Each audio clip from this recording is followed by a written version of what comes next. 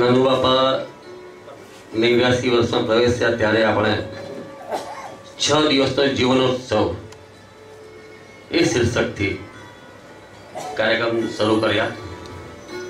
આજે 5મો દિવસ છે અને ચારેય દિવસ આપણે અલગ અલગ વિષયોની અલગ અલગ પ્રકારે જીવનના અર્થો સમજવાની કોશિશ કરી, મઠામણ કરી.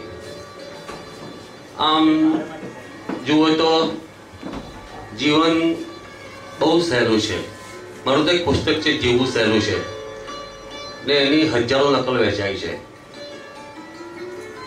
એટલે ઘણા મને એવું કહે પણ ખરા કે જનકભાઈ લખવાનું સહેલું છે પણ એને જીવનમાં ઉતારવાનું બહુ અઘરું છે. પણ બહુ સાચી વાત છે. જીવનમાં આ નરેશ જે આજે તમને ટિપ્સ આપશે એમાંથી જો 10% પણ જો આપણે ઉતારી શકીશું તો જીવનનો સાત્વિક આનંદ માણી શકીશું. મોટા ભાગે પ્રોબ્લેમ એ થાય છે કે આપણે બધું વાંચીએ છીએ ખરા, એ અંગે આપણી રીતે એટલે આપણી મૌલિકતાથી વિચારતા નથી. લેખક લખતો હોય તે પોતાના અનુભવોથી લખતો હોય, પોતાની આજુબાજુના વાતાવરણની ગ્રંથિઓ બાંધીને લખતો હોય, અને એ બધું કંઈ સાચું હોય એવું માની લેવાની પણ જરૂર નથી, કારણ કે હું પોતે લખું છું એટલે મને ખબર છે. પણ એમાંથી આપણને શું યોગ્ય છે, આપણા જીવનમાં શું બંધબેસતું થાય છે, અને આપણા જીવનમાં કઈ કઈ બાબતનો આપણે અમલ કરી શકીએ. અમલ કરવાનું કામ બહુ જ અઘરું છે. હું આમ વિચાર કરું કે મારે દરરોજ 6 પાના લખવા પણ મુશ્કેલ કામ છે. પણ એને ધક્કો માર એટલે મેં હમણાં એક લેખ તૈયાર કરવા વિચાર કરું છું કે આપણે દરેક ક્ષણે આપણી જાતે ધક્કો મારવો પડે. બાકી આપણે એટલી આળસુ પ્રજા છીએ કે જો ભગવાન કે જો તું તને કશું જોઈને તું બેસી રહે તો મોઢામાં આપણે ખોરાક પણ ન મૂકીએ, એટલી આળસુ પ્રજા છે. પણ ધક્કો મારવો પડે. આમ કુદરતની ઈશ્વર હોય કે ન હોય પણ કુદરતે પણ આપણને દરેક બાબતનો ધક્કો મારવાની કોશિશ કરી છે. ભૂખ લાગે એટલે અંદર ધક્કો લાગે કે ભાઈ ભૂખ લાગી. એટલે કોઈ પણ ક્રિયા માટે અંદરથી ધક્કો આવતો હોય તેમ જીવનના દરેક ક્ષણે જીવવા માટેનો ધક્કો લાગવો પડે. તો આજે બહુ સરસ પુસ્તક છે રોબિન શર્માનું. આપણે ત્યાં રજનીભાઈ સાથે વાત કરેલી, આપણે એનો ગુજરાતી અનુવાદ પણ પ્રકાશિત કર્યો છે સંક્ષિપ્તમાં. Who will cry when you die? તમે મરી જશો ત્યારે કોણ કોણ તમારા પર રડશે? સંબંધીઓ રડતા હોય અને ઘણી બધી વખત આમ મગજના આંસુ પણ હોય, પણ આપણે એવું કંઈક કર્મ કરીએ કે આપણે જીવવાની તો મજા આવે પણ આપણે ન હોઈએ ત્યારે સામી વ્યક્તિને લાગે કે અહીં જે શૂન્યાવકાશ સર્જાયો છે એ ક્યારેય પૂરાય નહીં. તો નરેશનો પરિચય આ હોલમાં આપણને હોય નહીં. રાતે મને ખાતરી છે કે આ પીપીટી પણ રાતે 3 વાગ્યાથી જાગીને તૈયાર કરી હશે, કારણ કે મહેનતુ એટલે સમર્પિત માણસ. મહેનતુ તો બધા જ હોય પણ સમર્પિત માણસ. કોઈ પણ એના જે ગોલ પસંદ કર્યા હોય, એ પછી દોસ્ત હોય, એ પછી એનું કામ હોય, એનો પછી કુટુંબ હોય, એનો દેશ હોય, કોઈ પણ ગોલ હોય પણ એને સમર્પિત માણસ અને દિલથી આપણી સાથે વાતો કરે. રાતે મોડે સુધી જાગ્યા હોય અને લગભગ આમ ઊંઘ પણ આવતી હોય, પણ જયારે સ્ટેજ પર આવે, પેલા અમિતાભ બચ્ચન વચ્ચે કહેવાય કે સ્ટેજ પર આવે બધા રોગ દૂર થઈ જાય, તેમ એનામાં જે સ્ફૂર્તિ આવે ને ત્યાં નરેશમાં એવી સ્ફૂર્તિ આવે. એટલે આ નરેશ કાપડિયા આપણને જીવન એવું જીવીએ એ વિશે વાતો કરશે. નરેશનું આમંત્રણ આપું અને આપણે સૌ માણીએ, ફક્ત માણીએ જ નહીં પણ આમાં જે કંઈ ટિપ્સ આપી છે આપણા માટે એનો આપણી રીતે આપણે અનુકૂળ હોય એ રીતે અમલ કરવાની કોશિશ કરીએ. કારણ કે આપણે જાતે પણ અપડેટ થવું પડે. દરેક ક્ષણે આપણે એક નવા માણસ તરીકે બહાર આવવું પડે. અને એ જો નવા માણસ તરીકે બહાર આવીએ તો જીવવાની મજા કંઈક ઓર જ હોય છે. આવો નરેશ કાપડિયા અને આપને સૌ.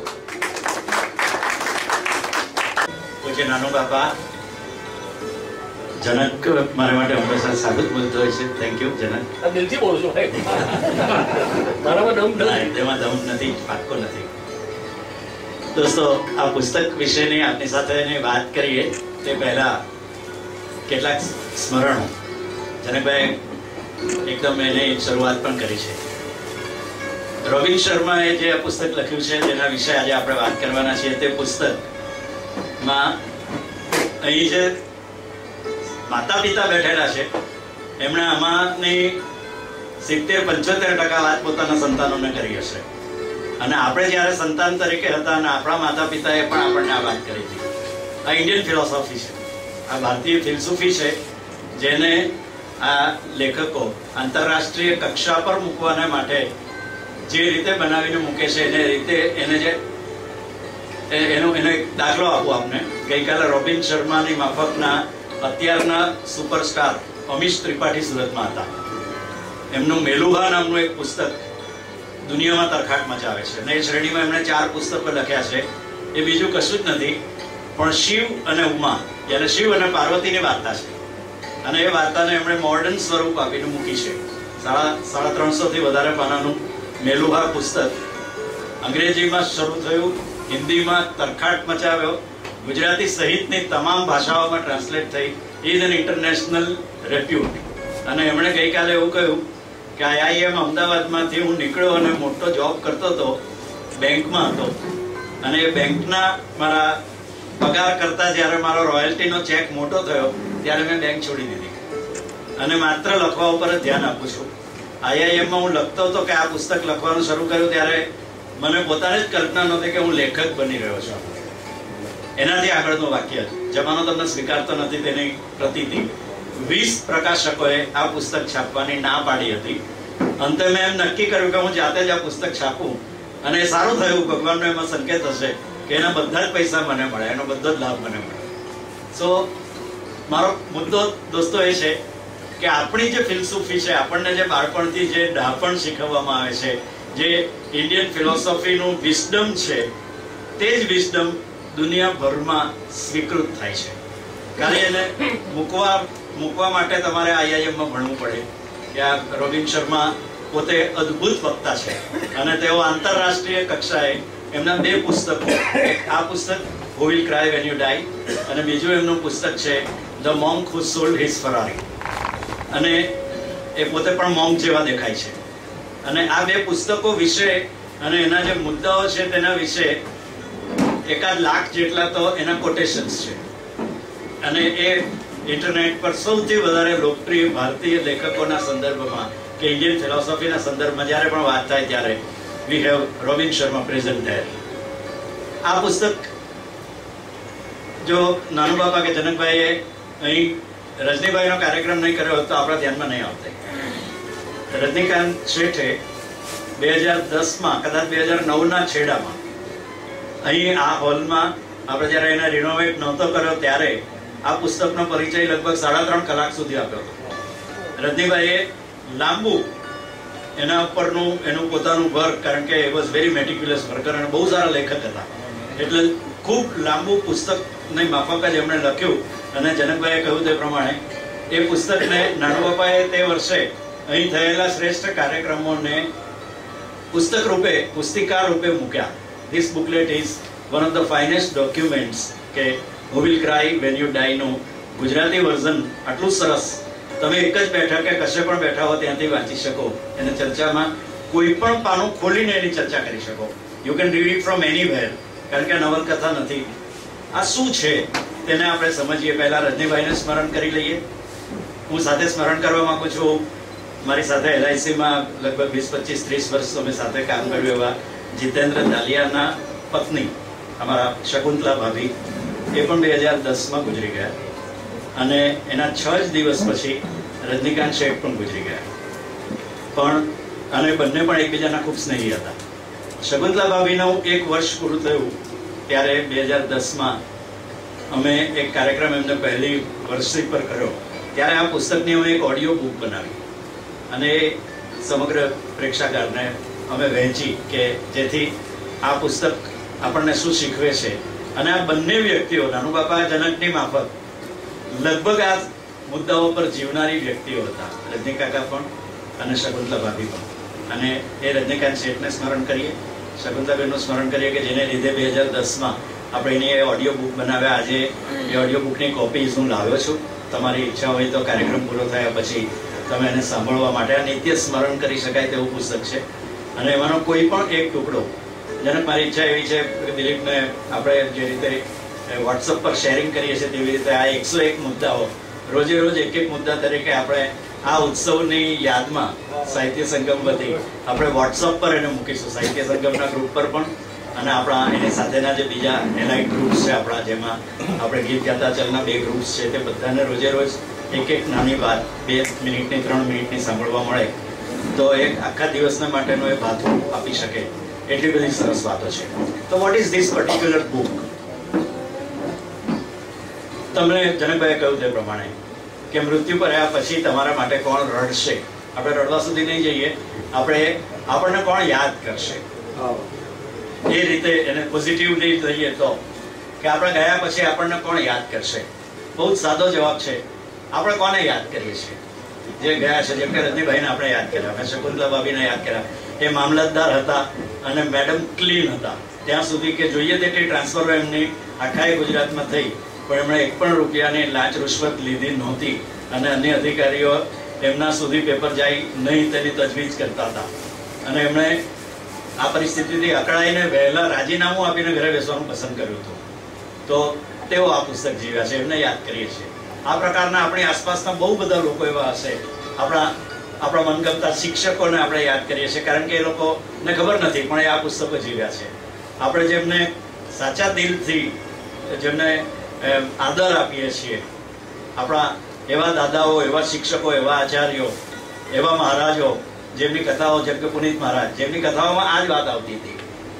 આ નાનુબાપા, આ લોકોને ખ્યાલ નથી કે હું આનો 64 નંબરના પોઈન્ટને અત્યારે રિફર કરું છું, પણ એ લોકો આપણને જે વિઝડમ આપ્યું છે એ જ પણ મેં આપને કહ્યું તેમ કે તમે તમારા દીકરા કે દીકરી સાથે બેસીને જ્યારે વાત કરી હશે ત્યારે તમે આ જ વાતો કરી હશો. આઈ એમ વેરી કોન્ફિડન્ટ.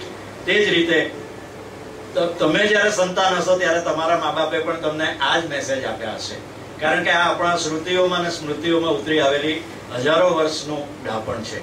આટલું આપણા સૌને ગૌરવ લેવાના માટે પૂરતું છે કે આપણી પાસે એ બધું જ છે કે જે બધી વસ્તુઓ આખી દુનિયામાં અત્યારે વૈજ્ઞાનિક રીતે સ્વીકારાય છે.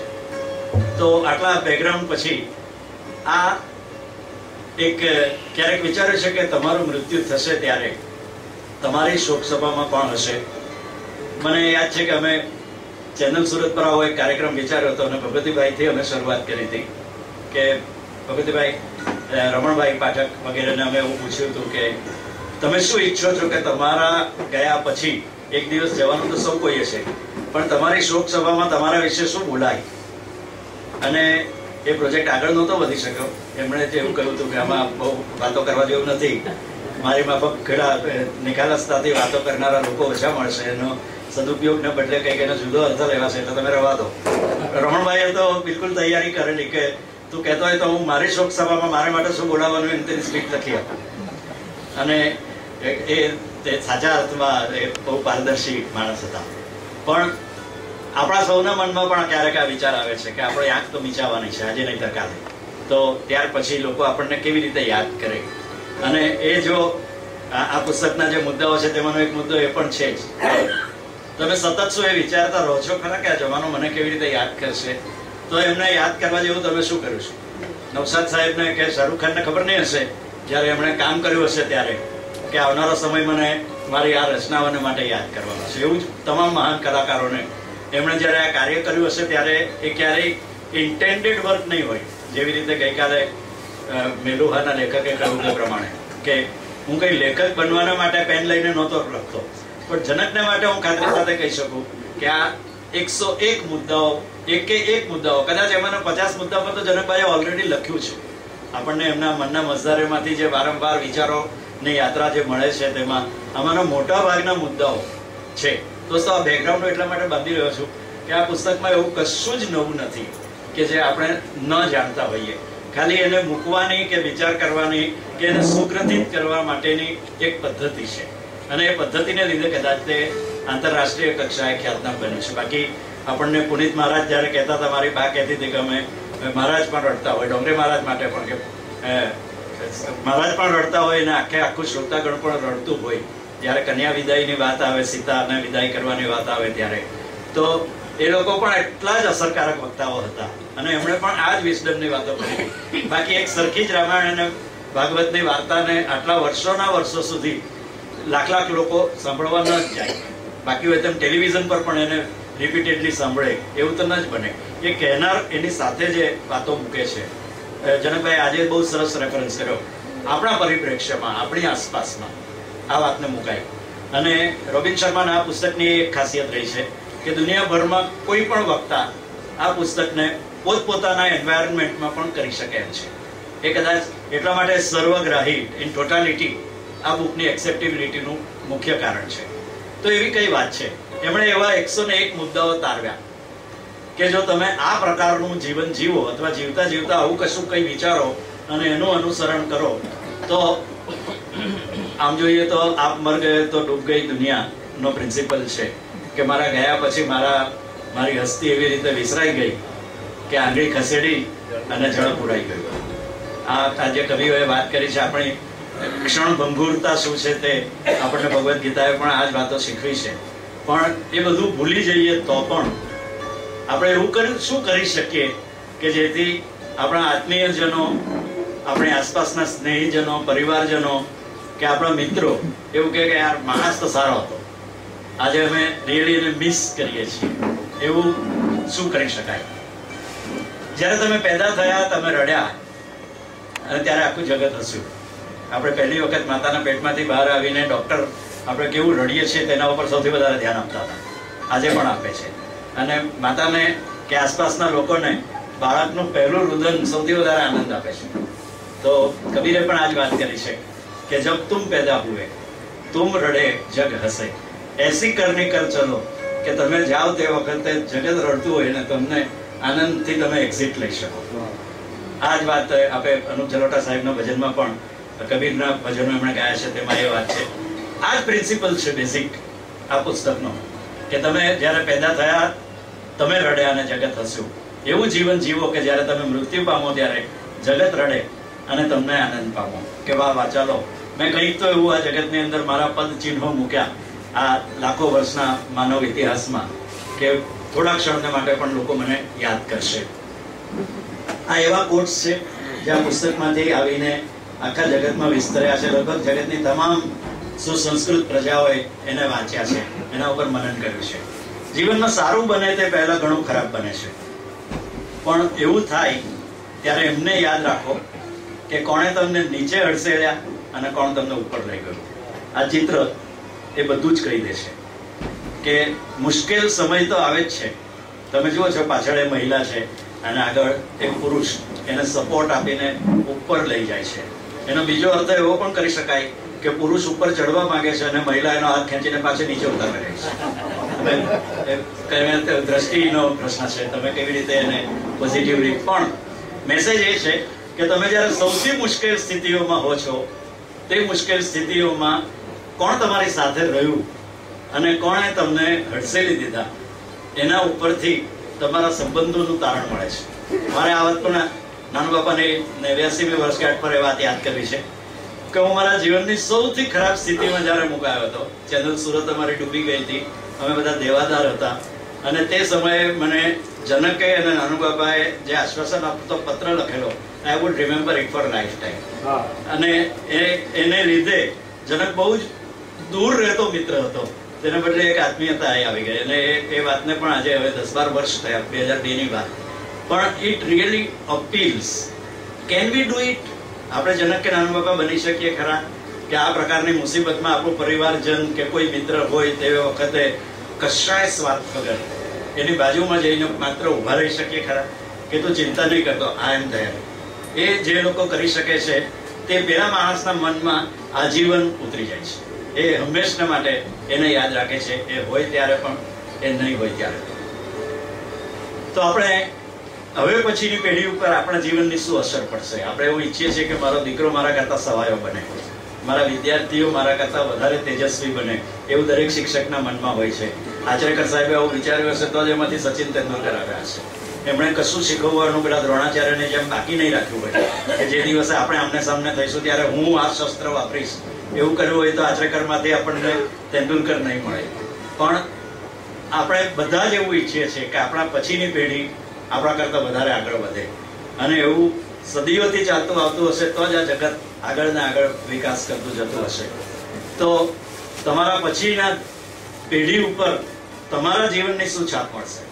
કેટલાય લોકો દાદા ક્યારે જાય તેની રાહ જોતા હોય છે કે વારસો જલ્દી હાથમાં આવે, અને કેટલાય લોકો એવું કહે છે કે પૈસા તો ઠીક છે, છેલ્લે મળવાના જ છે, પણ દાદા એ છે તો આ ઘરનું છત્ર છે. આ દાદા કેવું જીવ્યા છે તેના માટેનું સર્ટિફિકેટ છે એના પૌત્રો તરફથી કે એમના સંતાનો તરફથી. કે કેટલાય લોકો ખબર જ નથી કે કોનો મળેલા વારસાથી જલસાથી જીવે છે, અને કેટલાય લોકોએ એટલી બધી સ્ટ્રગલ કરવી પડે છે કે અમારી પાસે બધું જ હતું. અહીંના જે મૂળ સુરતીઓ છે તે લોકો એવું કહે છે કે દર ત્રીજી પેઢીએ આખું ચક્ર બદલાતું હોય છે, ગરીબી ને અમીરી. અને એ આપણા વેપારી સુરતીઓમાં આ વાત મેં વારંવાર સાંભળી છે કે તો 3 પેઢીમાં તો કઈ ને કઈ આવી જ જાય કે તમે ચકડોળમાં ઉપર ગયા હો તો તમારું પારણું નીચે આવવાનું જ છે, તમારે પાછી મહેનત કરીને જ ઉપર જવાનું છે. આ 3 પેઢીમાં તમે ક્યાં દાખલ થાવ છો એના ઉપર તમારા એશો આરામનો કે તમારા આનંદનો આધાર રહેલો હોય છે. કેટલાય લોકો નીચેના પારણાથી દાખલ થાય છે, એમણે પહેલી કે બીજી પેઢીની માફક ખૂબ મહેનત કરવી પડે છે. જ્યારે પારણું ઉપર જાય છે ત્યારે હું મારા પછીનો દીકરો કે એના સંતાનો એના ફળ ખાતા હોય છે. તેની મેં કામ કરતી વખતે કલ્પના નથી કરી કે મારા ફળ એમને મળશે. તો આપણે આ પછીની પેઢીની સાથેનો આપણો સંબંધ પણ આ પુસ્તક એ રીતે ડિસ્કસ કરે છે. અને આપણે શું વારસો છોડી જઈશું? નવસાદ સાહેબે શું વારસો છોડ્યો? રાજ કપૂરે શું વારસો છોડ્યો? આ જે વારસાની વાત જે છે એ માત્ર નાણાકીય રીતે જ નહીં લઈએ, એને સંસ્કારની રીતે જ લઈએ. પુનિત મહારાજે શું કહ્યું? ડોંગરે મહારાજના ગળામાં જ્યારે કેન્સર થયું ત્યારે લોકોએ એવું કીધું કે અહીં માઇક્રોફોન રાખીને બોલો, તદ્દન ખરાબ અવાજમાં. મહારાજ શું બોલે છે તે સુસ્પષ્ટ નહોતું થતું ત્યાં સુધી લોકોએ કહ્યું કે નહીં મહારાજ, કથા તો તમારી જ પાસે સાંભળીશું. એ જે એમણે આપ્યું ખરાબ રીતે થયેલું રેકોર્ડિંગ પણ આજે જ્યારે રોજ સવારે ટેલિવિઝન પર આવે છે અને લોકોને એમ લાગે છે કે ડોંગરે મહારાજ, તે એમણે આપેલો વારસો છે. આપણા સત્કર્મો, આપણા કાર્યો, તમે અગર કલાકાર છો તો તમારી કલાકૃતિઓ, તમે અગર લેખક છો તો તમારા લખાણો, તમે તદ્દન સામાન્ય માણસ છો તો તમારો વ્યવહાર, તમારા પરિવાર સાથેનો વ્યવહાર, તમે અગર શિક્ષક છો, તમે અગર નેતા છો તો તમે તમારા અનુયાયીઓ ઉપર કરેલો એમનો વ્યવહાર. આજે ગમે તેટલી ટોચ પર ગયા પછી જ્યારે પણ તક મળે છે ત્યારે નરેન્દ્ર મોદી અટલજીને યાદ કરે છે. આ બહુ મોટી વાત છે કે વાજપેયી એમણે જે કહ્યું હતું તે એ જે અધૂરું રહ્યું છે ત્યાંથી મારે શરૂ કરવું છે. This is a wonderful way of giving credit two. અને હું એનો વારસદાર છું એવું એ શબ્દોમાં નથી કહેતા, પણ એમના કાર્યોની અંદર આપણને એ વાત જણાય છે. અટલજીએ શરૂ કરેલી કેટલીય યોજના જે ત્યાર પછીના 10 વર્ષની સરકારમાં પાછળ હતી એ બધી ફાઇલો પરથી ધૂળ ખસેડીને ફરી પાછી એને આગળ વધારવામાં આવી. તો એ બતાવે છે કે તમારો વારસો, અટલજી તો અત્યારે બિલકુલ હયાત છે અને એમના પણ મનને સંતોષ થતો હશે કે મારા આદરેલા છે તે અધૂરા નથી રહ્યા, કોઈ એને આગળ વધારી રહ્યું છે. જીવનના અંત ભાગમાં તમને વસવસો થશે કે સંતોષ? દોસ્તો, આ જ્યારે નક્કી કરવાનું આવે છે ત્યારે ખરેખર બહુ મોડું થઈ ગયું હોય છે, કારણ કે તમે એમાં કંઈ કરી નથી શકતા. તમે તમારા જીવનના પ્રેક્ષક બનો છો. એક ફિલ્મની માફક આંખ સામેથી દાદાને કે દાદીને જ્યારે છેલ્લા દિવસો, આપણે એમ કહીએ છીએ કે કોમામાં છે, આપણે એવું કહીએ છીએ કે બાળક જ્યારે સૂતું હોય છે ને ત્યારે એ મરકતું હોય છે, તે ભગવાન એના દ્વારા હસતા હોય છે. એનાથી વિપરીત આપણા દાદા દાદીઓ જ્યારે છેલ્લા ક્ષણ એમાં હોય છે ત્યારે એમના મનને આંખ સામે બધું જ આવી જતું હોય છે કે આનું પેલું એક મારાથી ખોટું થઈ ગયેલું, આની માફી માંગવાની રહી ગયેલી, આમાં મારી ગેરસમજ થયેલી, આમાં મને ખોટી રીતે દોરવવામાં આવેલો માટે આવું થયેલું, અને એની સામે એમને કેટલાક નાના નાના સત્કર્મો પણ યાદ આવે છે. તો આપણા જીવનની ફિલ્મને ગુલઝાર સાહેબની સ્ક્રિપ્ટની માફક ફ્લેશબેકમાં પાછી જોઈએ તો તે વખતે પ્રશ્ન એ છે કે ત્યારે આપણને વસવસો થશે કે સંતોષ, એ કોણ નક્કી કરશે? આજે આપણે નક્કી કરીશું. આજે જ કે આજે હું જે વર્તું છું તે જ મારા જીવનના છેલ્લા દિવસે જો યાદ કરવાનું હોય તો હું આજે કેવું વર્તું કે જેથી મને તે દિવસે પૂર્ણ સંતોષ જ થાય કે આઈ પ્લેડ માય રોલ. નાટકને માટે આપણે વારંવાર એવો એક મેસેજ કરીએ છીએ કે નાટકની સૌથી મોટી વાત એ છે કે તમારી ભૂમિકા પૂરી થાય છે ત્યારે તમે એક્ઝિટ કરો છો. આ બહુ મોટી વાત છે. સામાન્ય જીવનની અંદર લોકો એક્ઝિટ નથી કરતા. માણસ પ્રિન્સિપાલ તરીકે હોય તો બીજે દિવસથી ફરી પાછો સામાન્ય શિક્ષક તરીકે પણ હવે ભણાવવાની ટેવ પડી ગઈ છે. હું શું કરું, એ જતા જ નથી. વડીલો કોઈ દિવસ સંસ્થાઓના પ્રમુખ મંત્રી તરીકે ખસતા જ નથી અને એમના જૂના વિચારોને લીધે જગત આગળ વધી ગયું હોય છે. સંસ્થા ત્યાંને ત્યાં જ રહે છે. વર્ષો વધતા જાય છે. 30 વર્ષ, 50 વર્ષ, 70 વર્ષ સંસ્થા ત્યાંને ત્યાં જ રહે છે. આ વાત રતન તાતાએ કહી કે દર 100 વર્ષે સંસ્થાનું પણ મૃત્યુ થાય છે. જો તમારે સંસ્થાને મૃત્યુમાંથી બચાવવી હોય તો 50-55 વર્ષની ઉંમર સંસ્થાની થાય ત્યારથી માણસો બદલતા જાઓ. અને મોડર્ન મેનેજમેન્ટમાં તો આ પોતે એક વિષય છે કે તમે એક મોટું એમ્પાયર તો ઊભું કરવું પડે. એમ્પાયરને ટકાવી રાખવાને માટે તમારે ફ્રેશ બ્લડ અને તમારા બેઝિક પ્રિન્સિપલ્સ જે છે તેના તે જાળવી રાખે તેવું ફ્રેશ બ્લડ, એને એ પ્રકારની તૈયારીઓ, તાલીમો. આવી તાલીમ એક તદ્દન જેને દત્તક લેવાયેલા એવા દીકરાને આપવામાં આવી તો એમાંથી આપણને મહારાજા સયાજીરાવ મળ્યા. તમે વિચાર કરો કે સમગ્ર ગુજરાત પર મહારાજા સયાજીરાવને મળેલી તાલીમ એ મહારાષ્ટ્રમાંથી પસંદ કરાયેલો તદ્દન ગરીબનો એવો દીકરો હતો કે જેને રાજા બનવાના માટે નક્કી કરાયેલો અને ત્યાર પછી એક આદર્શ રાજા કેવો હોવો જોઈએ તેની એને તાલીમ અપાયેલી અને ત્યાર પછી એનો રાજ્યાભિષેક યુવાન વયે થયો ત્યારે એમાંથી આપણને જે મળ્યું તે તો આજે બિલીમોરામાં કે વ્યારાની અંદર સરસ લાઇબ્રેરી છે. વડોદરા તો બિલકુલ સંસ્કાર નગરી છે જ, પણ એને લીધે આપણા જેવા બાકીના કેટલા બધા લોકોને માર્ગ મળ્યા કે આ રીત સાચી છે. તો તાલીમ આ કરી શકે છે. તો મારો મુદ્દો એ છે કે આપણે ગયા ત્યાર પછી વસવસો થશે કે સંતોષ, તેને આપણે જ નક્કી કરી છે. કારણ કે આપણા જીવનની ફિલ્મના હીરો જ આપણે છીએ અને એ હીરોએ કેવું વર્તન કરવાનું છે, કેવા ડાયલોગ બોલવાના છે એ બીજો કોઈ લેખક કે દિગ્દર્શક નક્કી નથી કરતો, એ આપણે જ નક્કી કરીએ છીએ. સો કેવું હોવું જોઈએ આપણું વર્તન કે એટ ધ એન્ડ આપણને સંતોષ થાય અથવા તો આપણને ડોસો હજી જતો પણ નથી આવા શબ્દો સાંભળવા પડે. આપણે જ નક્કી કરવાનું છે આજે કેવું જીવીએ કે કાલે જીવન જીવ્યાનો સંતોષ મળે. રોબિન શર્માના આ પુસ્તકમાં એના 101 માર્ક છે. આપણે જોઈએ જીવન એવું જીવીએ. તમારા જીવનનો ધ્યેય શોધો, આ પહેલો મુદ્દો છે. દોસ્તો માફ કરજો પણ આમાં માત્ર ને માત્ર બોધ છે અને તમે બોધ સાંભળવાના માટે ટેવાયા નથી, કોઈ નથી. મને આટલું બધું એક સરખા બોધ મળે તો એમ થાય કે ચાલો હવે આગળ વધીએ, જલ્દી કરો. એટલે હું તમને ખાતરી આપું છું કે હું 101 બોધ નથી જ આપવાનો. આપણે તમે એને પુસ્તક રૂપે આ બુકલેટ નીચેથી મળી જ શકશે કે ઓડિયો બુક જે બનેલી છે તેની અંદર એક એક પેરેગ્રાફમાં રજનીકાંત શેઠે એને તૈયાર કર્યા છે આપણે માટે. માત્ર એ સાંભળશો તમારા કારમાં કે ચાલતી વખતે તમારા મોબાઈલમાં તો પણ તમને રોબિન શર્માના એ બધા શુદ્ધ વિચારો તમારા સુધી પહોંચવાના જ છે. પણ આજે આપણે એની થોડીક ઉપર છેલ્લી છણાવટ જ કરીશું અને થોડાક સિલેક્ટેડ પીસીસ એના જે છે તે તમારા સુધી પહોંચે. તમે મને પ્લીઝ ગમે ત્યાં અટકાવી શકશો અને તમારા પૂરક વિચારો અથવા મારી સાથે અસંમત થતા હોય તો તે પણ તમે કરી જ શકશો. એનાથી હું જરા પણ ડિસ્ટર્બ થઈશ નહીં. તમારું ખાસ આમંત્રણ છે એને ઇન્ટરેક્ટિવ બનાવી શકાતું હોય, તમારો પોતાનો કોઈ એક્સપિરિયન્સ હોય તો એને ટૂંકમાં શેર કરવા માંગતા હો તો you can always do that. તમે કયા ચોક્કસ ધ્યેય માટે જન્મ્યા છો? અંગ્રેજીમાં કહેવત છે લેટ અસ કેચ ધેમ યંગ. આપણે એને ખૂબ કામ કરવાની તક મળે. જ્યોતિ વૈદ્ય બહુ સરસ જવાબ મેળવેલો. રોહિણી હટ્ટંગડીના હસબન્ડ જયદેવ હટ્ટંગડી સાહેબને એમણે એવું પૂછેલું કે NSDમાં નાટક ભણવા જાઓ તો શું ફાયદો થાય? તો કે ભાઈ સાहब आपने 40 साल તે વખતે 40 साल तक आपने जो कार्य करके जो अनुभव लिया है और उससे आप जो आपके आने वाली पीढ़ी को सिखाते हो वो मैं 4 साल में लेता हूँ क्योंकि वो मुझे कंडेंस फॉर्म में एजुकेशन में मिलता है. बाकी के 3-4 साल मैं उसके रेपोरेटरी में देश भर में घूम के नाटक किया तो ये 7 साल में मैं वो में लेता हूँ जो आपने 40 साल में काम किया है और उसके बाद मेरे पास 33 और साल रहते हैं जिसमें मैं मेरा अनुभव और मेरा जो ज्ञान है वो आने वाली पीढ़ी को दूँ सकूँ. આ એજ્યુકેશન કે શિક્ષણનું તાત્પર્ય છે. મહાન લેખકો અનુભવે લેખક બને છે. કેટલાય લેખકોનો ગ્રાફ ઉપર ગયા પછી ધીમેથી નીચે પણ આવી જાય છે. જેને આપણે ખૂબ પસંદ કરતા હતા તેની નવી બુક્સમાં આપણને કઈ મજા નથી આવી. નહીતર નવસાદ સાહેબની પાછલી ફિલ્મો નિષ્ફળ નહીં જાય, ગુલઝાર સાહેબની પાછલી ફિલ્મો નિષ્ફળ નહીં જાય. આ બધા મહાનતમ હતા અને છતાંય આપણે જોયું છે કે એક ચક્ર ઉપર આવે છે અને ત્યાર પછી એ ગ્રાફ નીચે આવે જ છે. તમામ કલાકારોમાં બન્યું છે. કેટલી વખત એમની પોતાની મમત, સમય આગળ વધી ગયો હોય, એ પોતાની જ મમત છોડતા ન હોય. આ બધા કારણો હશે, પણ આ બને જ છે કે એ લોકો નાપસંદ કરે છે. પ્રેક્ષકોની ને દર્શકોની કે વાચકોની પેઢી પણ બદલાતી જાય છે. જે નાનો બાપાને વાંચતા હતા તે લોકો જનકને વાંચ્યા છે. જનક પછી ચિંતને કેવું કામ કરવાનું છે તેના ઉપર લોકોની નજર રહેશે. જનકે ચિંતનના વાચકો કે ચિંતનની એજ ગ્રુપના વાચકો પણ એને ગમે તેવું જ્યાં સુધી લખતા રહેશે જનકભાઈ ત્યાં સુધી મોટા અને સફળ લેખક રહેશે જ.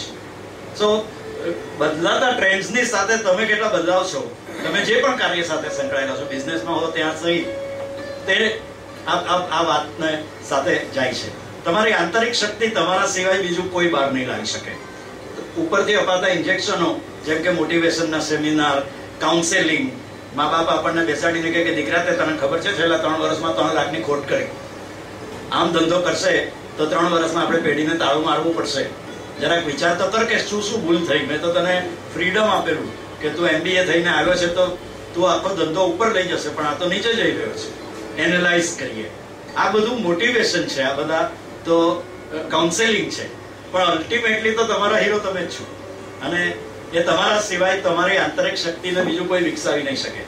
પુસ્તકો વાંચીને જેવી રીતે તરણ કલા નથી શીખી શકાતી, પુસ્તકો વાંચીને જેવી રીતે સારા વક્તા નથી બની શકાતું, બરાબર આ તેવું જ છે કે આંતરિક રીતે હું વધારે સારો બનવું ને માટે કોઈ પ્રયત્ન કરી શકે તો એકલો હું જ કરી શકું. સો એ વાતને યાદ રાખીએ અને દરેકે આ માણસ આ પ્રશ્ન રોજે રોજ પૂછવો જોઈએ ભગવાનને પોતાની સવારની પ્રાર્થનામાં કે હે ભગવાન, વાય મી. મને યાદ છે મેં ધ ફિડલર ઓન ધ રૂફ નામની ફિલ્મ હતી, એના પર નાટક પણ હતું, એ નવલકથા હતી બેઝિકલી. એના ઉપરથી એક મોનો એક્ટિંગ કરતો હતો, મેં 2-3 વખત ભજવી છે, તલવારની ધાર પર. એ ફિલ્મના ફોર્મની અંદર પીટર ઓટુલને એ ફિલ્મ માટે ઓસ્કાર બેસ્ટ એક્ટર મળ્યો હતો. એ વારંવાર આવું પૂછતા હતા ભગવાનને કે યાર આ જગતમાં દુઃખ આપવાના માટે તને હું જ મળું છું, વાય મી. સતત એવું પૂછ્યા કરે અને ત્યાર પછી એનું સારું થાય. યાને કે ભગવાનને એને જવાબ મળતો હોય કે યાર તને જ અપાય ને તકલીફ, તું સહન કરી શકે ને તું એમાંથી બહાર આવી શકે છે. એ ફિલ્મની વાર્તા જ એ પ્રકારની હતી. 3 દીકરીઓનો બાપની પરિસ્થિતિ હતી અને ફિડલર ઓન ધ રૂફ એટલે આપણે એમ કહીએ કે જેમાં ઉભા રહીને કે બેસીને પણ સારી રીતે નહીં વાજિંત્ર વગાડી શકાય, એટલી બધી કમ્ફર્ટ જોઈએ તેવું વાજિંત્ર ઢળતા છાપરાના ખૂણા ઉપર ઉભા રહીને વગાડવાનું હોય તો કેટલું અઘરું છે. એનો એક સરસ સંવાદ વૈ સાહેબે લખ્યો હતો કે તલવારની ધાર પર ચાલવા કરતા પણ સંસારની ધાર પર ચાલવું અઘરું છે. આ વાત ફિડલર ઓન ધ રૂફની હતી અને એ આપણી સાથે પણ એટલી જ જોડાયેલી રહે છે કે આપણું ધ્યેય વાય મી એ પ્રશ્ન રોજ પૂછાવો જોઈએ ઉપરવાળાને કે યાર તને તકલીફ આપવા માટે કે આનંદ આપવા માટે હું જ કેમ મળું છું. તો એમાંથી જ એ બીજું કશું જ નથી. ભગવાન છે કે નહીં કે આ પ્રાર્થના સાંભળે છે કે નહીં એ મને નથી ખબર, પણ મને એટલી ચોક્કસ ખબર છે કે ભાઈ મી એવું જયારે પૂછું છું ત્યારે અંદરથી જે જવાબ મળે છે તે આપણને એમાંથી દિશા બતાવે છે કે આવું ટ્રાય કરી જોઈએ ને, આમાંથી કદાચ બહાર નીકળી જવાશે. એટલે ભગવાનના નામ પર આપણે આપણી જાતને આ રીતે સુધારી શકીએ છીએ. પરસ્પરસ સહૃદય બનીએ. તમે વિચારો આપણને કયા અંકલો સૌથી વધારે જે ગુજરી ગયા પછી આપણે યાદ કરીએ છીએ? એ જ અંકલ કે જેને આપણી સાથે બહુ સારો વ્યવહાર કર્યો હોય. એને ક્યારેય એમ નહીં કીધું હોય કે આપણા બેમાં કાકા કોણ છે ને ભત્રીજો કોણ છે. એને હંમેશા આપણને એમ જ કહ્યું કે બેટા અમે બધું બહુ સહન કર્યું છે પણ અમારું બધું ધ્યાનમાં લેવાની જરૂર નથી, તને જેમ ઠીક લાગે તેમ તું કરજે, અમે તો આ તને વાત કરીએ છીએ. અમારો સમય જુદો હતો. આવા જ લોકો, સહૃદયી લોકોને ગયા પછી લોકો યાદ કરે કે મામા યાર માણસ બહુ સરસ હતો, બીજાઓની સાથે જે હોય તે, પણ મારી સાથે તો બહુ સરસ હતો.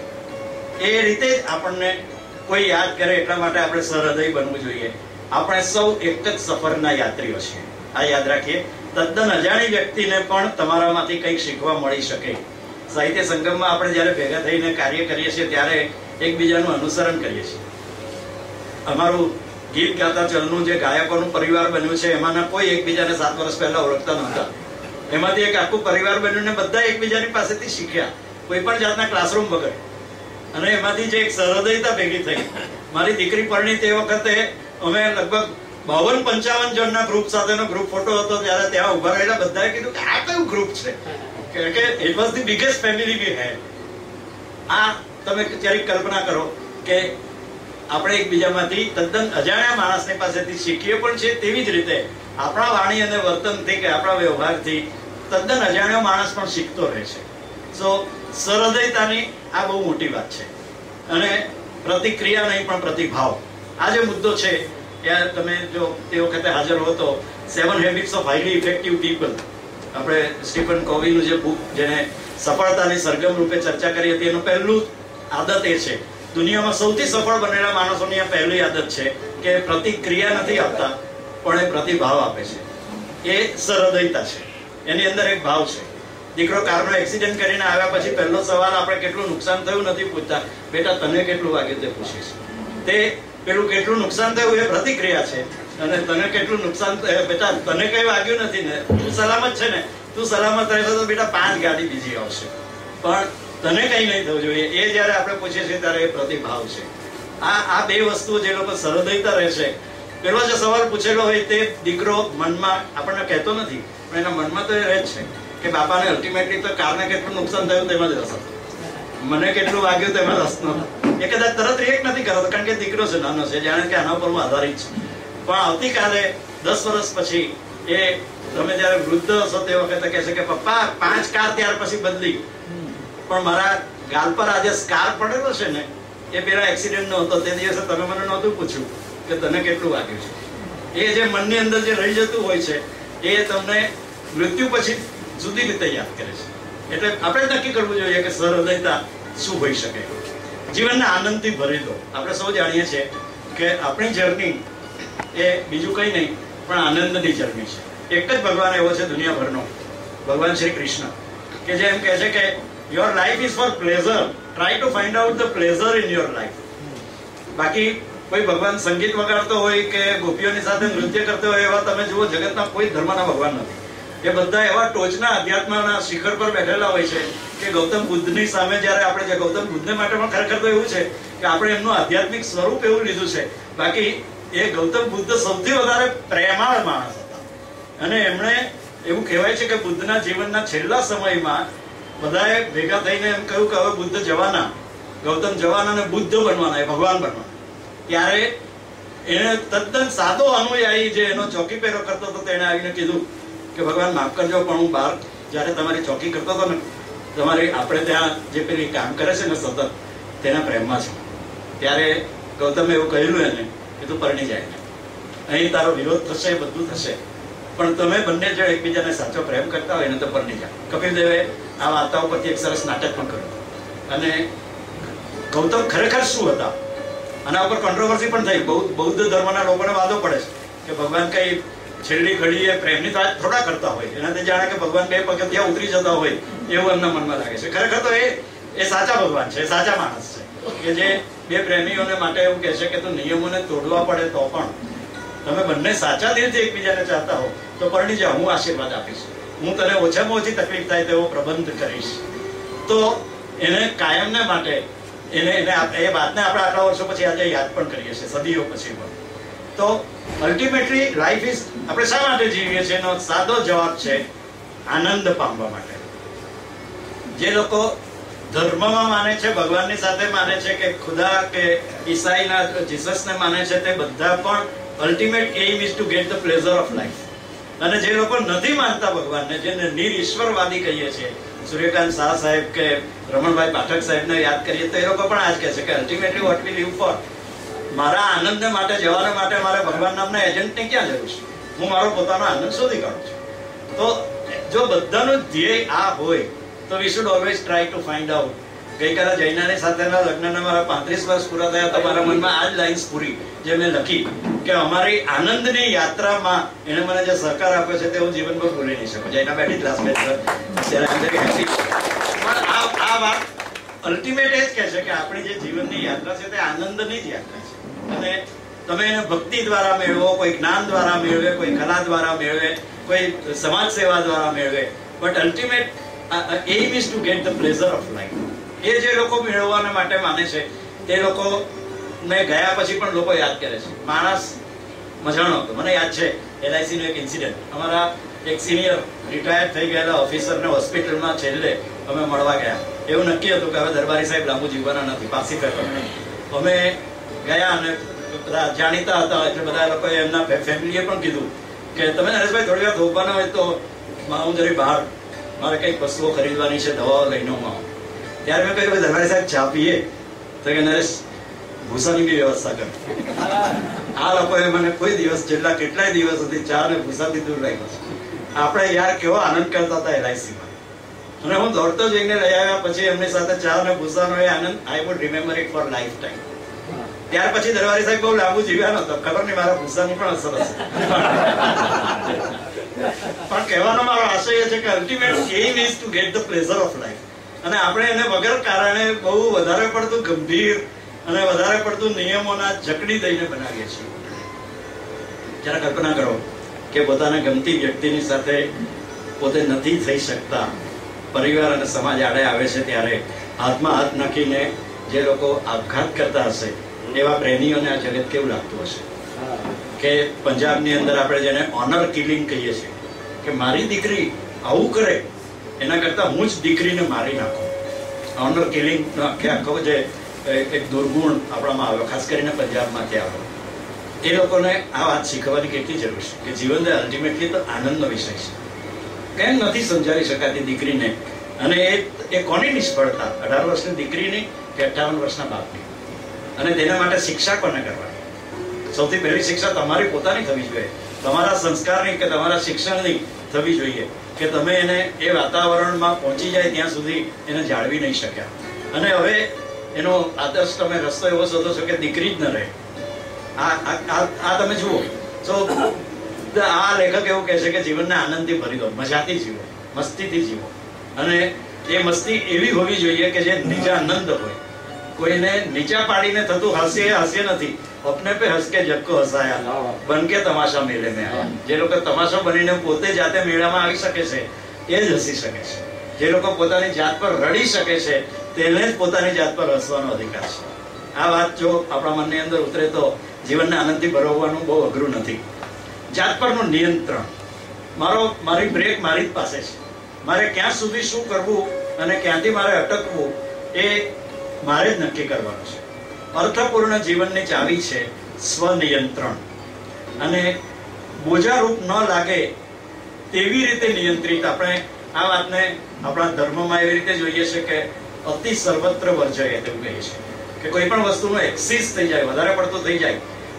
રોજ રાત્રે 2 પેક પીવા વાળા 20-50 વર્ષોથી આનંદથી જીવે જ છે, પણ એ આખી બાટલી ખાલી કરતા થઈ જાય ત્યારે એમનું જીવન ટૂંકાઈ જાય છે, કારણ કે અતિ સર્વત્રમાં પહોંચી જાય છે. એવું તમામમાં, પ્રેમમાં પણ, એને માત્ર શરાબ કે જીવનની સાથે કે શરીરની સાથેના આરોગ્યમાં નહીં, સંબંધોમાં પણ આપણે એક જ વસ્તુ, વ્યક્તિ પર કે એક જ સંસ્થા પર એટલો બધો ભરોસો કરીએ છીએ. અમને કોમર્સના વિદ્યાર્થીઓને શીખવાયું કે બધા ઈંડા એક છાપડીમાં નહીં મૂકવાના. ઇન્વેસ્ટમેન્ટ કરો ત્યારે શક્ય તેટલા જુદી જુદી જગ્યાઓ પર ઇન્વેસ્ટમેન્ટ કરો કે એકાદ બે સંસ્થા કાચી પડે તો તમે બાકીની સંસ્થાઓથી તમે કાચા નહીં પડી જાઓ. સો ધ સિમ્પલ પ્રિન્સિપલ ઇઝ કે કંટ્રોલ યોરસેલ્ફ. મને આમાંથી જુગારમાંથી ખૂબ પૈસા મળવાના છે એવું માનીને આજુબાજુથી લોન લઈને પણ જે લોકો જુગારમાં નાખે છે એ જ્યારે હારે છે ત્યારે આત્મહત્યા સિવાય એની પાસે કોઈ છૂટકો ઇલાજ રહેતો નથી. સો એ લાઈફને નિયંત્રણમાં કે ચાલો આટલો બહુ સરસ દાખલો એનો છે કે કરિયાજી આનંદજી સાહેબે કહ્યું કે અમારા બાપા તો મારવાડી કરિયાણા વાળા, અને બાપાને બહુ બધા ઉઘરાણી આવતી નહોતી. તેમાંથી એક જણની પાસેથી અમે ઉઘરાણી ઉઘરાવવા ગયા અને પૂછ્યું બાપાએ કે પેલો આપે એમ છે કે નહીં પૈસા? તો કે નહીં. તો કે કરે જ શું? તો કે બાપા એ તો સંગીતનો શિક્ષક છે. તો કે એને પૂછને તને સંગીત ભણાવે કે નહીં? પેલું બિલ આપણે માફ કરી દઈશું. વેપારી હતા ને, મારવાડી હતા. તો પેલા છોકરાઓ કે અમને બહુ મજા આવી. એટલે કલ્યાણજીભાઈ ને આનંદજીભાઈ પેલા ત્યાં સંગીત શીખ્યા અને બાપાએ એના કરિયાણાના પૈસા જતા કર્યા. એમણે ત્યાર પછી જે આનંદજીભાઈએ કહ્યું તે જીવનનો અર્થ છે. એમણે આવીને એવું કીધું કે અમે સંગીતકાર બન્યા અને અમે મુંબઈમાં સિક્કાનગરમાં પહેલી વાર ઓર્કેસ્ટ્રાનો પ્રોગ્રામ કર્યો. That was the first orchestra program. તે વખતે બાપાએ કહ્યું કે જો આ તમે બધું શીખ્યા છો ને, આ ગીતો ને આ તે બધું બરાબર છે, આપણે એમાંથી પૈસો નથી કમાવાનો. તમે જે કંઈ પણ કમાવ ને તે આપણે તો પેલા આપણી ઉધારીની સામે આ તો બધું પૂરું થઈ ગયું, તમને આવડી ગયું. એમાંથી તમે બહુ મોટો ધંધો કરવાને માટે વેપારી નહીં બનતા. વેપાર કરવો હોય તો દીકરા કરિયાણાની આપણી દુકાન પર આવી જશે. અને આનંદજીભાઈ એવું કહ્યું, આનંદજીભાઈ કે અમારા 2 જણા ઉપર આ વાતની એટલી બધી અસર આજીવન રહી કે અમે વારંવાર એવું કહેતા હતા કે આપણે ઉપકાર નામની ફિલ્મની અંદર પ્રાણ સાહેબને વિલનને બદલે આપણે સારો માણસ બનાવીએ અને કસ્મે વાદે પ્યાર ગીત એને માટે મૂકીએ. એ કે અમે જ્યારે પણ આવા પ્રયોગો કર્યા ત્યારે મારો મોટો ભાઈ બહુ મજાક્યો તો કલ્યાણજીભાઈ હસીને એવું કહે કે જો ચાલ્યું તો ઠીક, નહીં તો બાપાની કરિયાણાની દુકાન છે. જે લોકો આ વાત કરી શકે છે, જે તે આનંદથી જીવી શકે છે, એ કંઈક જુદું કરી શકે છે, રિસ્ક લઈ શકે છે. રિસ્ક વિશે પણ આગળ હમણાં આ લેખકે બહુ સરસ એવી વાત કરી છે. તો એમણે કહ્યું કે ત્યાર પછી અમે નક્કી કર્યું કે સરકારના કે સૈનિકોને માટેના જે પણ પ્રોગ્રામ હોય એ લોકો જે એમાઉન્ટ આપે કે નહીં આપે કરવા. કારણ કે બાપાએ આપણને કહ્યું છે કે આપણે આની અંદરથી પૈસા કમાવાનો કે આપણો હેતુ નથી. અને એને લીધે અમને એમણે નામ સાથે કહ્યું કે શંકર જયકિશનની એટલી મોટી તે વગ હતી કે જે લોકો ગરીબ નિર્માતા હોય તો શંકર જયકિશન પોસાય જ નહીં, અમે એમાં જ સંગીત આપ્યું, એ લોકોને જ આપ્યું કે પૈસા મહત્વના નથી, અમને સારું કામ મળે. અને તો આપણે આજે એમને યાદ કરીએ છીએ કે આવા મહાન સંગીતકારો ગુજરાતીમાંથી આપણને મારવાડી પરિવારમાંથી મળ્યા. તો આ મેસેજ છે કે તમે તમારી જાતને નિયંત્રણમાં રાખો. અને જે લોકો મેં જોયું છે કલાકારો, મોટા કલાકારો પૈસાના મદમાં આવીને હવે હું કહું છું તેટલા પૈસા મને મળવા જ જોઈએ એના ઉપર આવે છે ત્યારથી એમનું પારણું નીચે આવવા જ માંડે છે. તમે ઓબ્ઝર્વ કરજો, મહાન લેખકોમાં પણ મેં જોયું છે કે મારા નાટક તારથી નહીં ભજવાય ભાઈ, 100 ના 5000 રૂપિયાની રોયલ્ટી છે, 3 વર્ષ પછી એનું નાટક કોઈ નહીં ભજવતું હોય, એ સ્થિતિ પર આવી જાય છે. આ મારા તો વ્યક્તિગત અને બહુ નાના દાખલા છે. તમારા સૌના પણ આ પ્રકારના દાખલાઓ હશે કે તમે જયારે નિયંત્રણમાં નથી રહેતા કે કશેક તો મારી ચકડોળ ઉપરથી પાછી નીચે આવવાની જ છે, એને કેટલો લાંબો સમય હું ખેંચી શકું કે જેથી મારી લોકપ્રિયતા રહે, એવું જે લોકો સમજે છે તે લોકોને આ મુશ્કેલી પડતી નથી. સો નિયંત્રણ મહત્વનું છે. ઈ સેઝ કે રોજનીશી રાખો, કે અને રોજનીશી રાખવાનો અર્થ એ છે કે તમે દિવસ દરમિયાનમાં કરેલા કાર્યો અને એનાથી પણ વધારે તમે કરેલી ભૂલો ને યાદ કરો અને એ ભૂલમાંથી મને શું લેસન મળે છે, હવે શું ન કરવું તેની મારે નોંધ હંમેશા રાખવી જોઈએ, એમાંથી મારે શીખવું જોઈએ. જાતનું વિશ્લેષણ કરો અને સતત સુધરતા જાઓ. જીવનની ઘડતર અને સફળતાનો આ જ માર્ગ બનશે. આ લેખક એક વાત સતત પકડી રાખે છે કે તમે જ તમારા ઉદ્ધારક છો. તમને બાકીના બધા જે કરે છે તે ઉપકરણો છે પાછળથી. એટલે એક સુંદર કન્યાને ત્યાર પછી કેવા કપડાં પહેરે છે, કેવો મેકઅપ કરે છે, કેવા ઘરેણાં પહેરે છે, એ બધા ઉપકરણો છે. પણ મૂળ એની સુંદરતા તો ભગવાને આપી છે તે કે કુદરતી જે છે તે જ છે. આપણને આ લેખક એ જ કહે છે કે બાકીના બધા ઉપકરણો છે, તમે અંદરથી તમારી જાતને કેવા રાખશો કે જેથી તમે સમાજમાં પ્રિય થઈ શકશો, તો લોકો તમને તમારા પછી યાદ કરશે. પ્રમાણિકતા કેળવો આ બહુ જ અઘરું છે. અને આપણી પાસે તો મહાન દાખલાઓ બાપુના કે એવા કેટલાય વેપારીઓના છે જેને હજી પણ એવું કહેતા હતા, જગદીશભાઈ વગેરેને બરાબર યાદ હશે કે 100 રૂપિયા તોલો સોનું મળતું હતું ત્યારે નાના દીકરાને પણ 100 રૂપિયાની નોટ આપો અને નુરા ડોસાને ત્યાં મોકલો.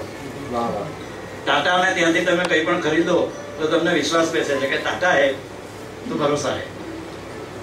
જીવન વીમા નિગમને માટે કહે છે કે જિંદગી કે સાથ ભી, જિંદગી કે બાદ ભી. આ કેવી રીતે આ ભરોસો આવે છે? દેટ ઇઝ આઉટ ઓફ પ્રમાણિકતા. મેં હમણાં અમારા ગ્રુપમાં મધર્સ ડે ના દિવસે એક મેસેજ મોકલ્યો કે મારી સાચી બા પછીની મારી જો કોઈ માતા હોય તો તે LIC છે અને મારી માં કેટલી રીચ છે તે જુઓ. મેં આંકડાઓ આપેલા અને આટલા બધા દુનિયાની મહાનતમ કંપનીઓ ભારતમાં હરીફાઈમાં છે તે છતાં પણ આજે LIC ટોપ પર છે, કારણ કે પ્રજાનો ભરોસો એના ઉપર છે. એને નહીં ચૂકવેલા દાવા, યાને કે મારો ક્લેમ થઈ ગયો હોય કે મારો 31મી માર્ચે વીમો પૂરો થઈ ગયો હોય તો મને 31મી માર્ચે પૈસા મળવા જ જોઈએ. જે ન મળે તો એ ન ચૂકવાયેલો ક્લેમ કહેવાય. તેવો ક્લેમ ઇઝ 0.32, 1%નો પણ 1/3 ભાગ. અને બાકીની કંપનીઓમાં નહીં ચૂકવાયેલા ક્લેમ્સ આર 45%. આ બે વચ્ચેનો તફાવત જુઓ તો શાના માટે લોકોને ભરોસો ન પડે? It is because of this પ્રમાણિકતા બનો. તે વખતે પણ અમે કહેતા હતા, આજે પણ એ જ વાત સાચી છે કે આ શબ્દો એક સમયના વડાપ્રધાનના હતા કે આખો દેશ જયારે ભ્રષ્ટાચારના ટાપુ પર છે ત્યારે LIC એક એવી સંસ્થા છે કે આ ટાપુ એ બાકીના મહાસાગરમાં એક પ્રમાણિકતાનો ટાપુ છે. અમે એ સમયે 3 લાખ રૂપિયાની કિંમત અત્યારે 2-3 કરોડ જેવી હતી. અમે 3 લાખ રૂપિયાનો ચેક માણસને સામે ચાનો કપ પીવડાવીને આપતા હતા, એને ઘરે જઈને આપતા હતા કે તમારા દાંતો કે અમારા ઘરમાં આવીને વીમાની વાત નહીં કરતા, ઘરમાં અમારા ભાઈઓ વચ્ચે ઝઘડો પડશે એટલે બાપાના પૈસા આપવાના માટે તમારે આવવાનું નહીં. એ બધા પાછલે પગે આવતા હતા અને તે લોકોને અમે કહેતા હતા કે પ્રમાણિક બનો, આમાં છૂટકો જ નથી. તમે 3 ભાઈઓ છો તો એ 3 ભાઈઓને આ પૈસા મળે તેવી રીતે તમારા બાપાના કે તમારા બેંક એકાઉન્ટમાં જ આ પૈસા આવવાના છે. અને એમાં એક પણ રૂપિયો અમે પણ ઓછો નથી કરી શકવાના, તમે પણ નથી કરી શકવાના. સો આ જે પ્રમાણિકતા છે તે વર્ષો વર્ષ આવતી જાય છે. આપણે ટાટાને કેમ રિસ્પેક્ટ કરીએ છીએ. રિલાયન્સના ફોન જ્યારે શરૂ થયા ત્યારે અશોક દવેનો એક સરસ જોક હતો ગુજરાત સમાચારમાં તે જ દિવસે, રિલાયન્સના ફોન શરૂ થયા તે દિવસે, કે અશોકભાઈના પેલા જવાબો આવતા હતા ને, વિચિત્ર સવાલો ને વિચિત્ર જવાબો, તેમાં કે રિલાયન્સનો ફોન આવ્યો કે કેમ, તો કે આ આવ્યો છે પણ ફોનમાં જરી ધીરું ધીરું સંભળાય છે. આ ધીરું ધીરું નો અર્થ એ થાય છે એક ધીરુભાઈ અંબાણી પણ થાય છે, એટલે એમાં થોડી બદમાશી છે. એ કંપનીને માટે આપણે આટલી મોટી દેશની પહેલા નંબરની કંપની છે તો પણ આપણને એને માટે ટાટા માટે થાય છે તેવું માન નથી થતું. તમે જોજો કે એ બદમાશ કંપની છે, એ સરકારને પણ ખરીદી શકે એવી કંપની છે, નિયમોને વાળી શકે. પોતાના એને ધીરુભાઈ જે કર્યું છે તે મહાન છે. એ ધીરુભાઈ ઇઝમ એ મેનેજમેન્ટનો બહુ મોટો વિષય છે, કારણ કે એમણે પોતાના, આપણે ગુરુ નામની ફિલ્મમાં પણ જે જોયું, પોતાની સાથે સંકળાયેલા શેર બજારના એના જે ઇન્વેસ્ટરો છે એમને ન્યાલ કરી દીધા. પોતે મોટા પાયે ન્યાલ થયા પણ એમણે પોતાના પર ભરોસો કરનારા ગ્રુપને તો ન્યાલ કર્યું. સુરતમાં કેટલા એવા પરિવારો છે માત્ર રિલાયન્સના શેર પર ગાડી બંગલા વાળા, અને 2-3 પેઢી સુધી કઈ કામ નહીં કરે તો પણ ચાલે એવા બની શક્યા. સો એ એમનો પ્લસ પોઈન્ટ. પણ એટ ધ સેમ ટાઈમ એ લોકો 100% ભરોસામંદ છે એવું પાછું આપણું મન કબૂલ કરતું નથી. સો ટુ whom to select એવું જ્યારે આવે ત્યારે we select the people like Tata and not Reliance. આ વાતનો થોડો તફાવત હંમેશા રહે છે. He says that only કે લોકો ભલે કહેલું નહીં પાડે, આજુબાજુ વાળા લોકો ભલે બેઈમાન હોય, બીજા બધા ભલે ભ્રષ્ટાચાર કરતા હોય, પણ ભ્રષ્ટાચાર બંધ કરવો હોય તો એની શરૂઆત તો તમારે તમારાથી જ કરવી પડશે.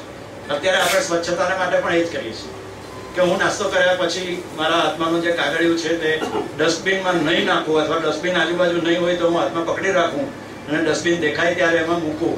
જો હું આટલું નહીં કરું તો મને સ્વચ્છ ભારતના નાગરિક હોવાનો અધિકાર જ નથી રહેતો. આ જ્યારે આપણે આ જાત સાથેની પ્રમાણિકતા છે.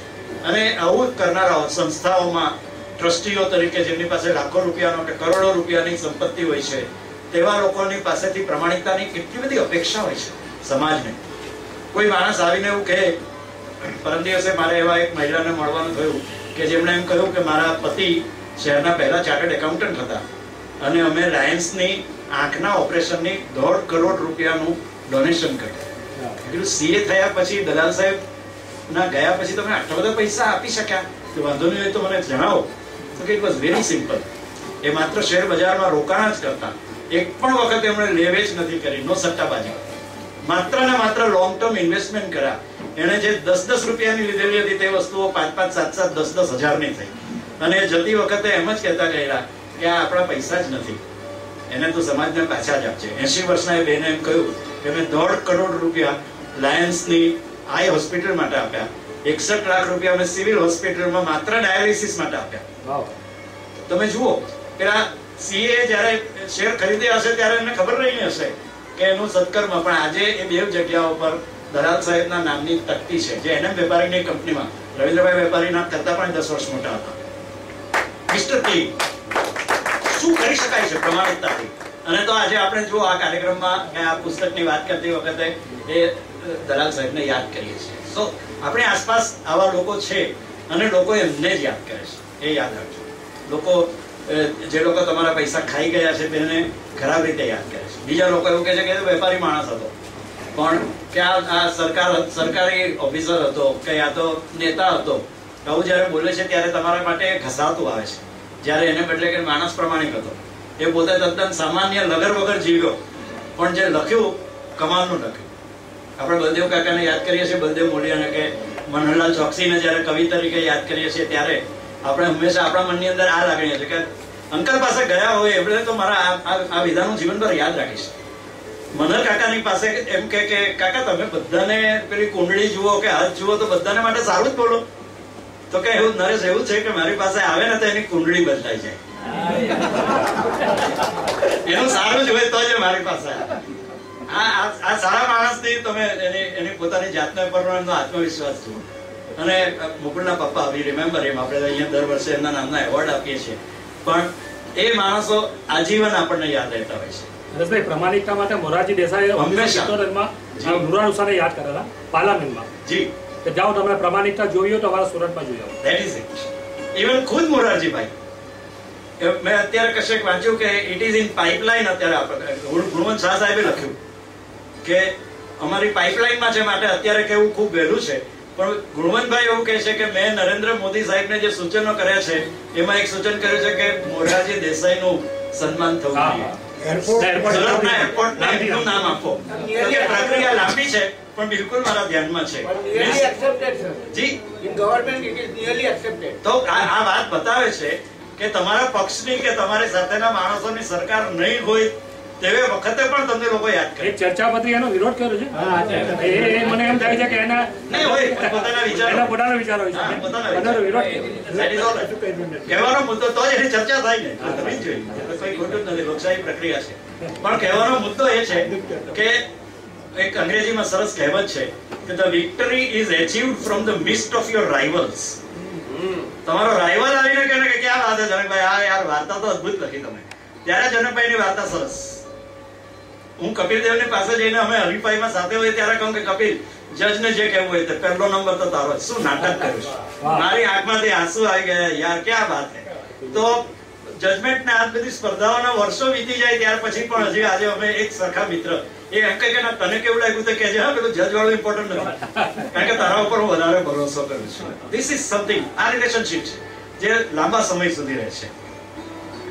પ્રભાતની પ્લેટિનમ 30 મિનિટ્સ આપણો આ બિલકુલ ભારતીય ખ્યાલ છે કે ખુશનુમા પ્રભાતના રવિ કિરણોમાં ખૂબ જ ઉર્જા હોય છે. આખા દિવસનું માનસિક આયોજન એનાથી થઈ શકે છે. સૌથી અઘરા કાર્યની શરૂઆત સવારે કરવી જોઈએ. આ ટાઈમ મેનેજમેન્ટનો પણ એક બેઝિક પ્રિન્સિપલ છે કે મોસ્ટ ડિફિકલ્ટ ટાસ્કથી જ શરૂઆત કરો. એ થઈ જશે તો તમે બાકીના નાના નાના ટાસ્ક તો દિવસ દરમિયાનમાં પાર પાડી શકશો. વિવેકથી ના કહેતા શીખવા. જનક મને વારંવાર શીખવે છે, મારા ઘરવાળા પણ મને વારંવાર કહે છે કે ના પાડતા આવડો. પણ એના માટે મને એક સરસ રોમેન્ટિક શાયરી હંમેશા યાદ આવે છે કે હું ક્યાં કહું છું કે તમારી હા હોવી જોઈએ, ના કહો તો એમાં થોડું દર્દ હોવું જોઈએ. જે લોકો વિવેકપૂર્વક ના કહેતા આવડે છે, જે લોકોને, તે લોકોને સામેવાળાને ના કહે છે ત્યારે એ પેલું ચપ્પુની જેમ વાગતું નથી કે સોરી પણ આઈ હેવ રીઝન્સ, મારા ત્યાં થઈ શકે એમ નથી, હું નહીં કરી શકીશ, અથવા તો માફ કરજો આ મારાથી નહીં થાય. આ જે કહેવાના માટેનો જે વિવેક હોવો જોઈએ તે ઇમ્પોર્ટન્ટ એ છે કે બધામાં હા નહીં કહેવી જોઈએ. જે મારો પણ રોગ છે, હું મારી નબળાઈ સ્વીકારું છું કે હું ઝડપથી ના નથી કહી શકતો, કે કરીશું મેનેજ કરીશું, કંઈ પણ કરીશું, પણ જનક આપણે કરીએ તો ખરા. એ જે વાત થાય છે એ આપણી નબળાઈ છે.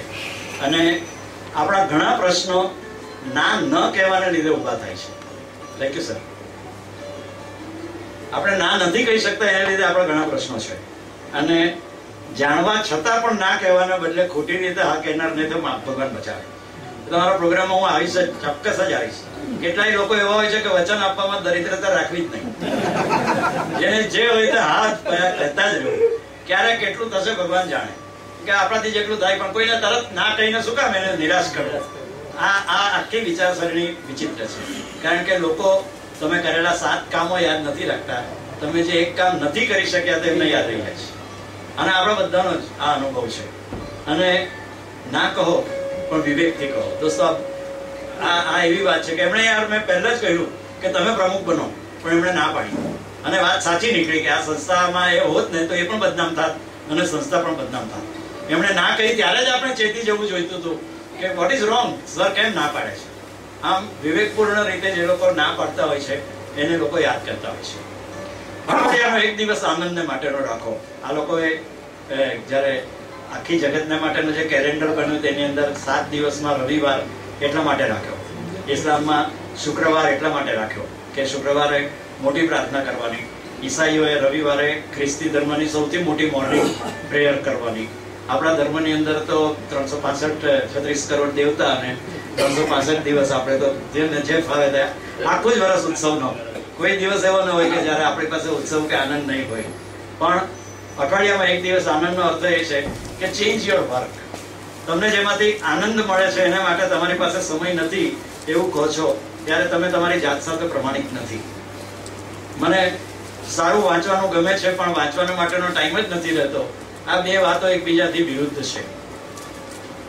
દોસ્તો, ન કરે નારાયણના અહીંથી ઘરે જતી વખતે તમને અકસ્માત થાય અને ડોક્ટર એવું કહે કે હવે 3-4 મહિના સુધી તો પથારીમાંથી બાથરૂમ સુધી કે જવાનું નથી, તો શું વાંચશો એની યાદી તમારી પાસે હોવી જોઈએ. એ વખતે માત્ર ટેલિવિઝન પરના કાર્યક્રમો કે ફિલ્મો જોઈને જ હું ટાઈમ પાસ કરીશ, તો એને તમારે એ રીતે સ્વીકારવું જોઈએ કે મને આ 3 મહિનાનું એક સ્પેશિયલ વેકેશન મળ્યું છે કે જેમાં હું મારા જીવનને બદલીશ. જેને મારે વર્ષોથી હું સમય શોધતો હતો તે સમય એકાએક કુદરતે મને આપ્યો છે. આ માત્ર વાંચનની સાથે જ નથી, it can be any other thing also. કે આ મુદ્દાઓ પર તો મેં મારા ઘરના બાળકો ઉપર તો આટલું ધ્યાન આપ્યું જ નથી. This time I shell utilise for my children. એને ટ્યુશનમાં નથી ભણાવતો, એના ઓછા માર્ક આવે છે, હું ભણાવીશ. એને વધારે માર્ક મળે તેને માટે હું એની સાથે રહીશ. આ પ્રકારનું જે લોકો કરી શકે છે તે લોકો આલે છે. પણ આપણા બધાના વ્યસ્ત જીવનની અંદરથી ઓછામાં ઓછો એક દિવસ આનંદને માટેનો રાખવો આ કેટલું જરૂરી છે. આનંદના આ દિવસે પરિવારના કે મિત્રોને મળો. મને રવિવારે સવારે 12 વાગે જ યાદ આવે જનક, અને હું જનકને ત્યારે જ પૂછું કે જનક તમે બધા સાહિત્ય સંઘ પર મળ્યા કે પ્રફુલભાઈ ને બધા? કારણ કે કોઈ એજન્ડા જ નહીં હોય. બેસીને ફાફડા ખાવાના અમારા બેન લાવી આપે તે, અને આનંદપૂર્વક ગપ્પા મારવાના. અને એમાંથી કેટલાય બધા કાર્યક્રમોનું જનક આપણે આયોજન કરતા હોય છે કે આપણે આવું કંઈક કરીએ, આવું કંઈક નવા વિચારો, બીકોઝ યુ આર રિલેક્સ્ડ. કોઈ એજન્ડા નથી. આવું કેટલાય મિત્રો આપણા એવા છે કે જે મિત્રો, મેં એવા મિત્રોને પણ જોયા છે કે જે લોકો વિદેશથી આવીને 4 કે 6 મહિનામાં ત્યાંથી યાદી બનાવીને આવે કે આટલા જણને મળવું છે કોઈ જ કારણ વગર. કારણ કે લાંબા સમયથી, આજે જ પેલા બેને કહ્યું, સવિતાબેને કે હું લાંબા સમયથી વિદેશથી આવી, ભગવતીભાઈની તબિયત કેવી છે, એમને મળવા જેવું છે. મેં કીધું વહેલી તકે ભગવતીભાઈ હજી સ્વસ્થ નથી, આપણે એમને વહેલી તકે મળો તો એમને થોડી વધારે ઉર્જા મળશે, તમે જશો. આ કેટલું જરૂરી છે. આ તો ભગવતીભાઈ તો એવા માણસ છે કે જેમને મળવાનું રોજે રોજ પણ આપણને ગમે, એમને ત્રાસ થાય. પણ કેટલાય આપણા એવા મિત્રો છે કે જે આપણે યાદમાંથી, અથવા તો એને માટે આપણે આપણી યાદમાંથી ખસી ગયા છે. મને બહુ જ અદભુત અનુભવ રાત્રે થયો કે ચિત્રલેખામાં અમારી કોલેજમાંથી અમે સ્ક્રિપ્ટ બેંક બનાવી, તેના ન્યૂઝ આવ્યા, અને એ બેંકના નાટક જોઈતા હોય તો આમનો સંપર્ક કરો, અને મારો મોબાઈલ નંબર છપાયો. તો મારો એક મિત્રએ મુંબઈથી ફોન કર્યો કે યાદ કરે કે આપણે, હું ચીનીવાલા બોલું છું, કે આપણે જૈન સ્કૂલની અંદર સાથે ભણતા હતા ને, તારે તો રોજ ઉઠીને વાર્તા કહેતો હતો. 3 પીરિયડમાં તારી વાર્તાઓ સાંભળેલી તો બધી આજે બી યાદ છે. કીધું ચીનીવાલા તો કેટલા વર્ષ હતો? કે મેં બી ગણતરી કરી, આપણે 48 વર્ષ પછી વાત કરીએ છીએ. ફોટોગ્રાફર?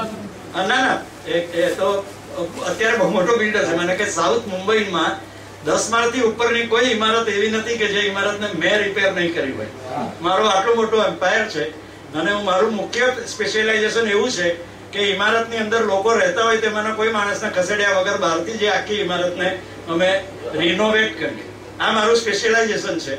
અને મેં એમ કીધું કે દોસ્ત, મારો દીકરો આર્કિટેક્ટ નો ભણે છે, એને આમાં મજા પડશે. તો કે એને કેમ જલ્દી ભણીને મારી પાસે આવી જાય. આઈ નેવર ન્યુ કે મારો કોઈ એક મિત્ર મારા દીકરાને માટે થશે કે નહીં મને ખબર નથી, પણ આટલી સરળતાથી એવું કહી દે કે મમ્મી આપને યાર 200 એન્જિનિયર કામ કરે છે મારે ત્યાં. તો આ જે વાત છે તે આભાર ચિત્રલેખાનો કે અમારો મોબાઈલ નંબર છાપ્યો. અને મને ક્યારેય કલ્પના નહોતી કે સ્ક્રિપ્ટ બેંક બનાવવાના કામમાં હું જે રાતે જાગું છું તેનો કંઈક આવો લાભ પણ મળશે.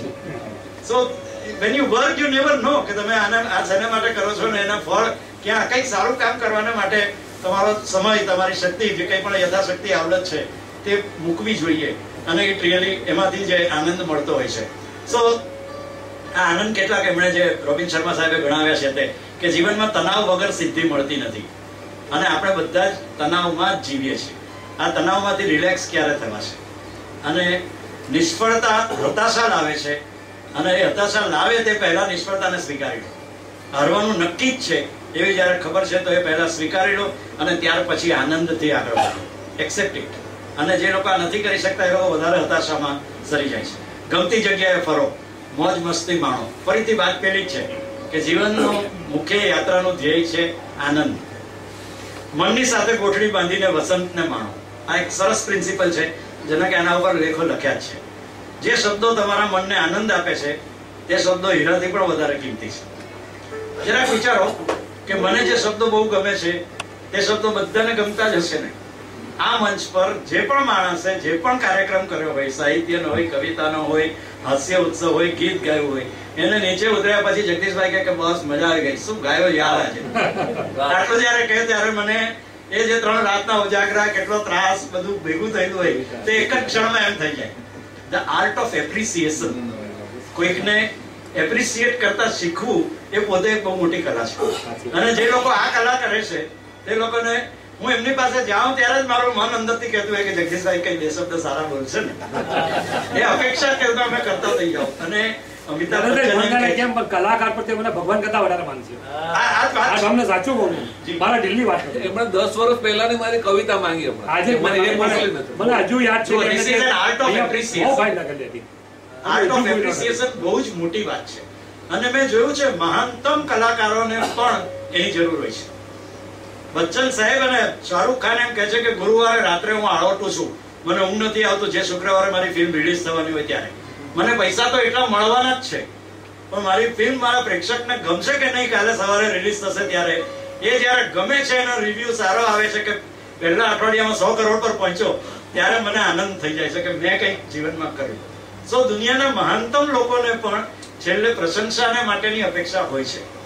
આ અપેક્ષાથી કેટલાક લોકો દૂર પણ થઈ જાય છે કે ઠીક છે યાર, આપણાથી થતું આપણે કર્યું. પણ તમારા સાચા મિત્રો એ છે કે જે લોકો આવીને એવું કહે છે કે દોસ્ત તમે આ બરાબર કર્યું, તમે બીજા અંતરામાં એક ભૂલ કરી દે નહીં કરતા, નરેશભાઈ જરી કેર લેજો, તમે યાર અધરવાઇઝ બહુ ફાઇન કર્યું. તે તમારો વધારે સારો મિત્ર છે. એને તમારી ટીકા કરી છે તે રીતે નહીં, પણ એને તમારામાં રસ લીધો છે, એને એ રીતે જો તમે જોઈ શકો. આ માત્ર કલાકારો પૂરતું સીમિત નથી.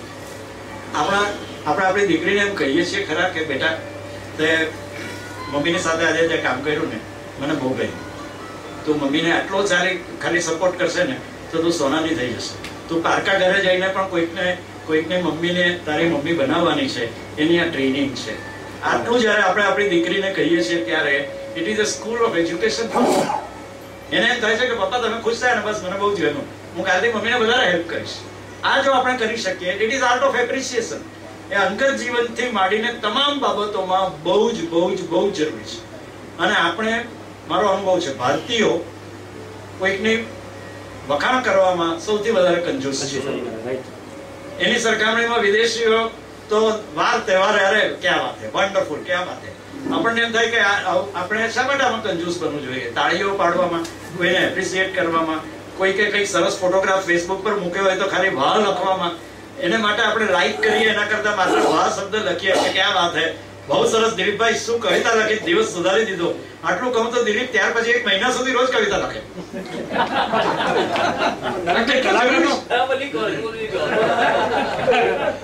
કલાકાર ખરેખર ભાવનો મૂક્યો છે હંમેશા. સો મનની સાથે ગોઠડી બાંધીને તમે કોઈકને આ કરી શકો. અને ટુ એપ્રિશિએટ સમબડી, એને આપવાના 100 રૂપિયા કરતા પણ વધારે મૂલ્યવાન હોય છે. એ વાત આપણે જાણવી જોઈએ. મને જો આ ગમે છે તો હું કોઈકને જ્યારે એપ્રિશિએટ કરું તો એને વધારે ગમશે. એ મેસેજ મને હંમેશા યાદ હોવો જોઈએ. સ્વસહાય, ડાપણની વાતો, અનુભવનું સાહિત્ય તમને સદા વસંતનો અનુભવ કરાવશે. આ કેટલી મોટી વાત છે. તમે એકલા હો, કેટલાય મિત્રો નોકરીને માટે પરિવાર છોડીને આવી જતા હોય છે, એમનું જીવન કેવું એકલવાયું હોય છે. અને એવા લોકોમાંથી મેં જોયું છે કે સત્સંગના મંડળો થઈ જાય છે. બાગમાં સવારે ચાલવા વાળાઓનું આખું ગ્રુપ બની જાય છે. સાંજ પડતા એ લોકો ઝાડની નીચે ભેગા થઈને, તમે આકાશવાણીની બહાર જોજો, એ બધા વડીલો ભેગા થઈને રાત્રે પાના રમે છે 4-5 કલાક સુધી. આ બધા એવા લોકો છે કે જે લોકોને પોતાના ઘરની અંદર આ વસંત નથી મળતી. આપણા શાંતિ કુંજની અંદર ભેગા થતા વડીલોને જોજો. લાઇબ્રેરીની અંદર મળેલા મિત્રો, મારા એક મિત્ર એવું કીધું કે ફલાણો ને એ તો બહુ મોટો સીએ થઈ ગયો, પણ એ જયારે ભણતો હતો ને ત્યારે અમે લોકો નર્મદ લાઇબ્રેરીમાં સાથે હતા અને રોજ સાથે ચા પીતા હતા. એ ચા પીવા વાળી વાતને પેલો મોટો સીએ થઈ ગયાની સાથે રિલેટ કરે છે. સો જીવનની વસંત આ જ રીતે માણી શકાય એમ છે દોસ્તો. અને તે વર્ષોના વર્ષો સુધી યાદગીરી ઊભી કરતી હોય છે. ચિંતા કરવાના માટેનો નિયમ નહીં, સમય રાખો. આપણી બધાની તકલીફ એ છે કે આપણે ચિંતા એટલી બધી કરીએ છીએ, મોટા ભાગની વસ્તુઓ ચિંતા કરવાના લાયક નથી હોતી, તેની પણ ચિંતા કર્યા કરીએ છીએ. અને એને પરિણામે આપણે વધારે ને વધારે દુઃખી થઈએ છીએ, આપણે નેગેટિવ બની જઈએ છીએ. જીવનમાં બધું જ પૂરું થઈ શકતું નથી.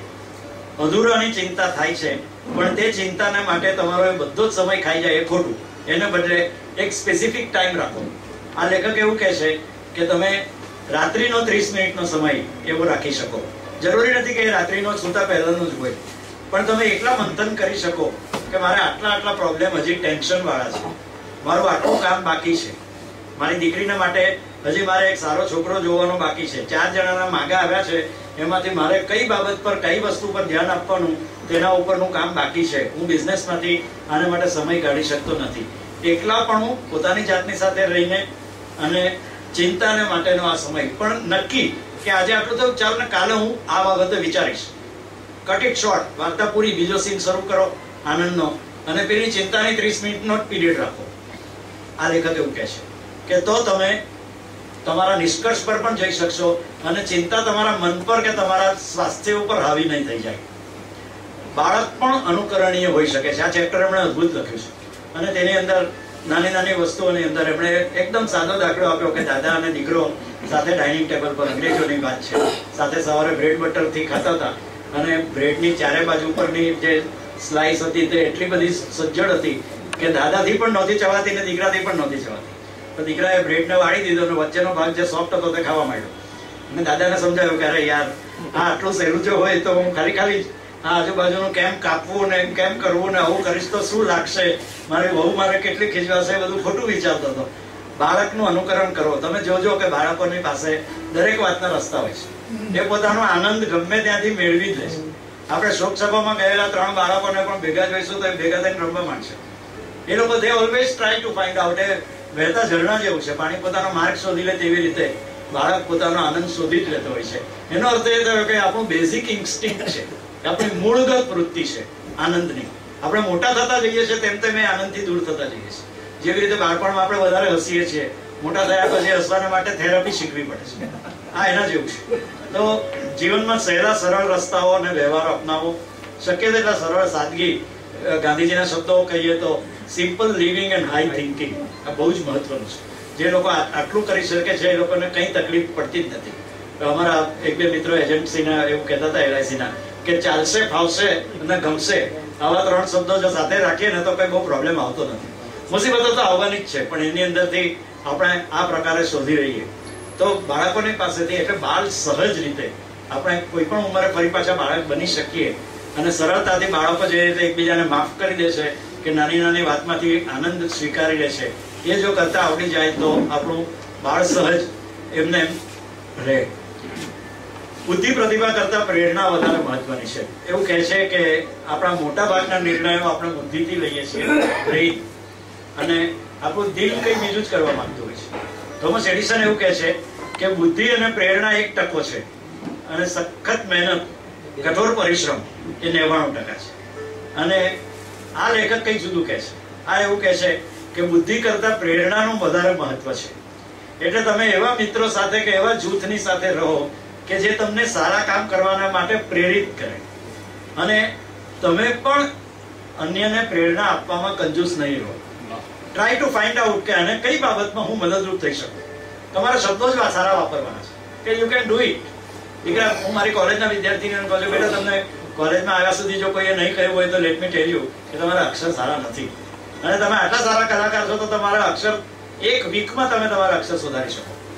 આજે પેલા એક સરસ લેખમાં સાયબર સફરમાં કળશની પૂર્તિમાં લખ્યું છે કે તમને 8 આંગળીથી અને 1 અંગૂઠાથી, અમે કેમ્બે ક્લાસમાં ટાઈપિંગ શીખેલા ત્યારે આ 10 આંગળીનો ઉપયોગ કર્યાના કીબોર્ડથી જો તમે ટાઈપ નહીં કરી શકો તો you are not a good typist. અને આજે કમ્પ્યુટર પર જ્યારે કે મોબાઈલ પર બધું જ આંગળીઓથી જ લખવાનું છે, પેન જ ચાલી ગઈ, તો તેવી વખતે તમે 1 આંગળીથી કરો છો ત્યારે તમારો ખૂબ સમય અને મનને વધારે શ્રમ આપો છો. અમે અમારા ઘરની અંદર જઈનાને લાઈટ નહીં જોઈતી હોય ને મારે ટાઈપ કરવાનું હોય તો મારે કીબોર્ડ પર જોયા વગર હું અંધારામાં ટાઈપ કરી શકું છું. ઇટ ઇઝ ઓનલી બીકોઝ કે હું એ શીખ્યો છું અને એ કોઈ પણ ઉંમરે શીખી શકાય છે. તમે જો વધારે રસ હોય તો આજનો સાયબર સફર નામનો લેખ વાંચશો તો એમાં એની વેબસાઇટો આપી છે કે આ વેબસાઇટ તમને 10 આંગળીએ ટાઈપ કરતા શીખવી શકે. કમ્પ્યુટર પર જે લોકોએ સતત કામ કરવાનું છે અને જે લોકો હજી 1 આંગળીએ ટાઈપ કરે છે કે કીબોર્ડમાં અક્ષરો શોધતા રહે છે તે લોકોના માટે કેટલું ઉપયોગી છે. અને ફ્રી વેબસાઇટ છે, એનો લાભ લઈ શકાય. પણ મૂળ વાત છે કે પ્રેરણા આપણે આપવી અને કોઈ આપણને પ્રેરિત કરે તેને આપણે એનું અનુકરણ કરવું. તો તમારું કાર્ય અને કાર્ય પાછળ કરવાની મહેનત તમને કટતી નથી. યુ સ્ટાર્ટ એન્જોયિંગ ધેટ કે મારે તો મોટા કલાકાર બનવાનું છે ને, તો 5 વાર તો રિહર્સલ કરવું જ પડશે. મને બધા માને છે કે હું સારો એક્ટર છું, તો મારે મારી જાતને પુરવાર કરવાની છે કે હું સારો એક્ટર છું. તો એને રિહર્સલ 5 વખત કરવાના માટેનો ત્રાસ નથી થતો, એને એન્જોય કરી શકે છે. તન એટલે આપણું શરીર, તેને મંદિર રાખ્યું છે અને એ મંદિરની કાળજી કરો. મોટા ભાગના લોકોને આ ખબર પડે છે ત્યાં સુધીમાં બહુ મોડું થઈ ગયું છે. લીવર ખતમ થઈ ગયા પછી જ ખબર પડે છે કે દારૂ પીને છે લીવર ખરાબ થાય. મોટા ભાગના લોકોને કોલેસ્ટ્રોલ આવી જાય છે અને ફેટ એટલી બધી વધી જાય છે ત્યારે જ ખબર પડે છે કે તળેલું નહીં ખાવું જોઈએ, આટલું બધું ઘી વાળું નહીં ખાવું જોઈએ. ડોક્ટર આપણા જીવનમાં 50, 55, 60મા વર્ષમાં આવીને આપણા જીવનને નિયંત્રિત કરે તે પહેલા આપણે આપણી જાતના તનના મંદિરને કાળજીપૂર્વક જો રાખ્યું હોય તો એ શક્ય નથી. શું તમે જોજો છેલ્લા 15 વર્ષનો ટ્રેન્ડ જેને હેલ્થ કોન્શિયસનેસ કહે છે તે એટલો બધો બદલાયો છે. અત્યારે તમામ મહિલાને પાતળા થવું છે. એ બતાવે છે કે હેલ્ધી હાર્ટને માટે કેટલું બધું થાય છે. સો હવે તો સુરત મહાનગરપાલિકા જાહેર બગીચાઓની અંદર જીમના સાધનો મૂકે છે. તમારા માટે વોક વે શહેરમાં 1 કિલોમીટરથી દૂર નહીં, તમે ગમે ત્યાં રહેતા હો તમને એક ગાર્ડન વોકવે સાથે મળે છે. નવો રસ્તો એવો પ્લાન થાય છે કે રસ્તાની વચ્ચે વોકવે વાળું ગાર્ડન મળે. આ શું બતાવે છે કે હેલ્થ કોન્શિયસનેસ ખૂબ મોટા પ્રમાણમાં વધી છે. પણ એને મોડું થઈ જાય ત્યાં સુધી આપણે એમ કે હું તો આમ જ જીવું ભાઈ, હું તો આ જ રીતે ખાવા ટેવાયેલો.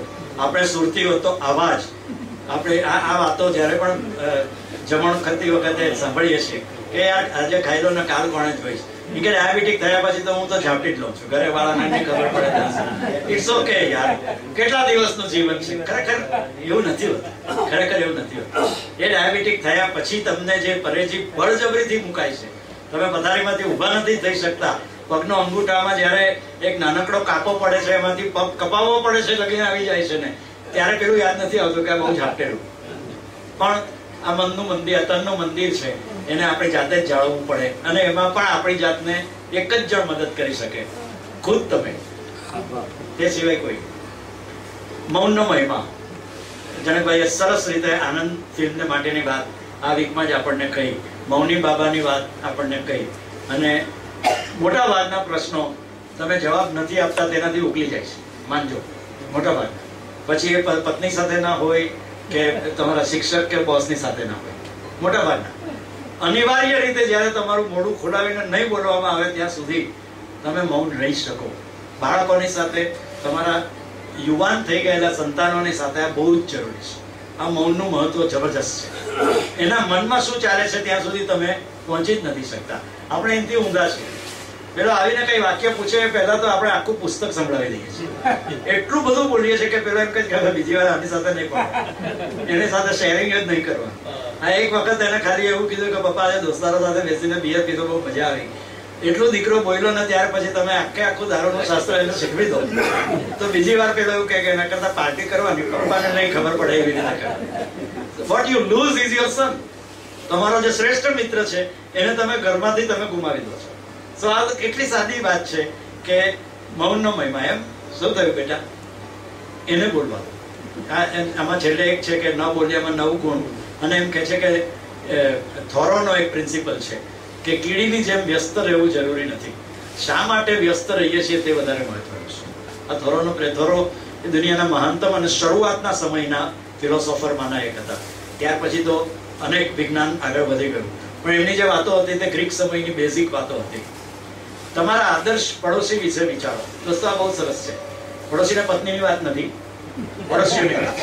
અને પડોશી એ જ નથી કે જે તમારી દિવાલની આજુબાજુ રહે છે. અત્યારે મારો પડોશી જનક નાયક છે, અત્યારે મારો પડોશી દિલીપ ઘાસવાલા છે, જેને હું મારો મોબાઈલ હાથમાં લેતાની સાથે એના 7 મેસેજ હોય છે. એ મારો પડોશી છે. રોજ સવારે ઉઠીને તમે ગુડ મોર્નિંગ કરો છો, એક સરસ મજાનો સંદેશો શેર કરો છો, એને મોકલેલા જોક પર ગવા દિલીપભાઈનો મેસેજ તમે મોકલો છો. આ જ્યારે વાત થાય છે ત્યારે એ તમારો પડોશી છે. Try to find out who is your best neighbour.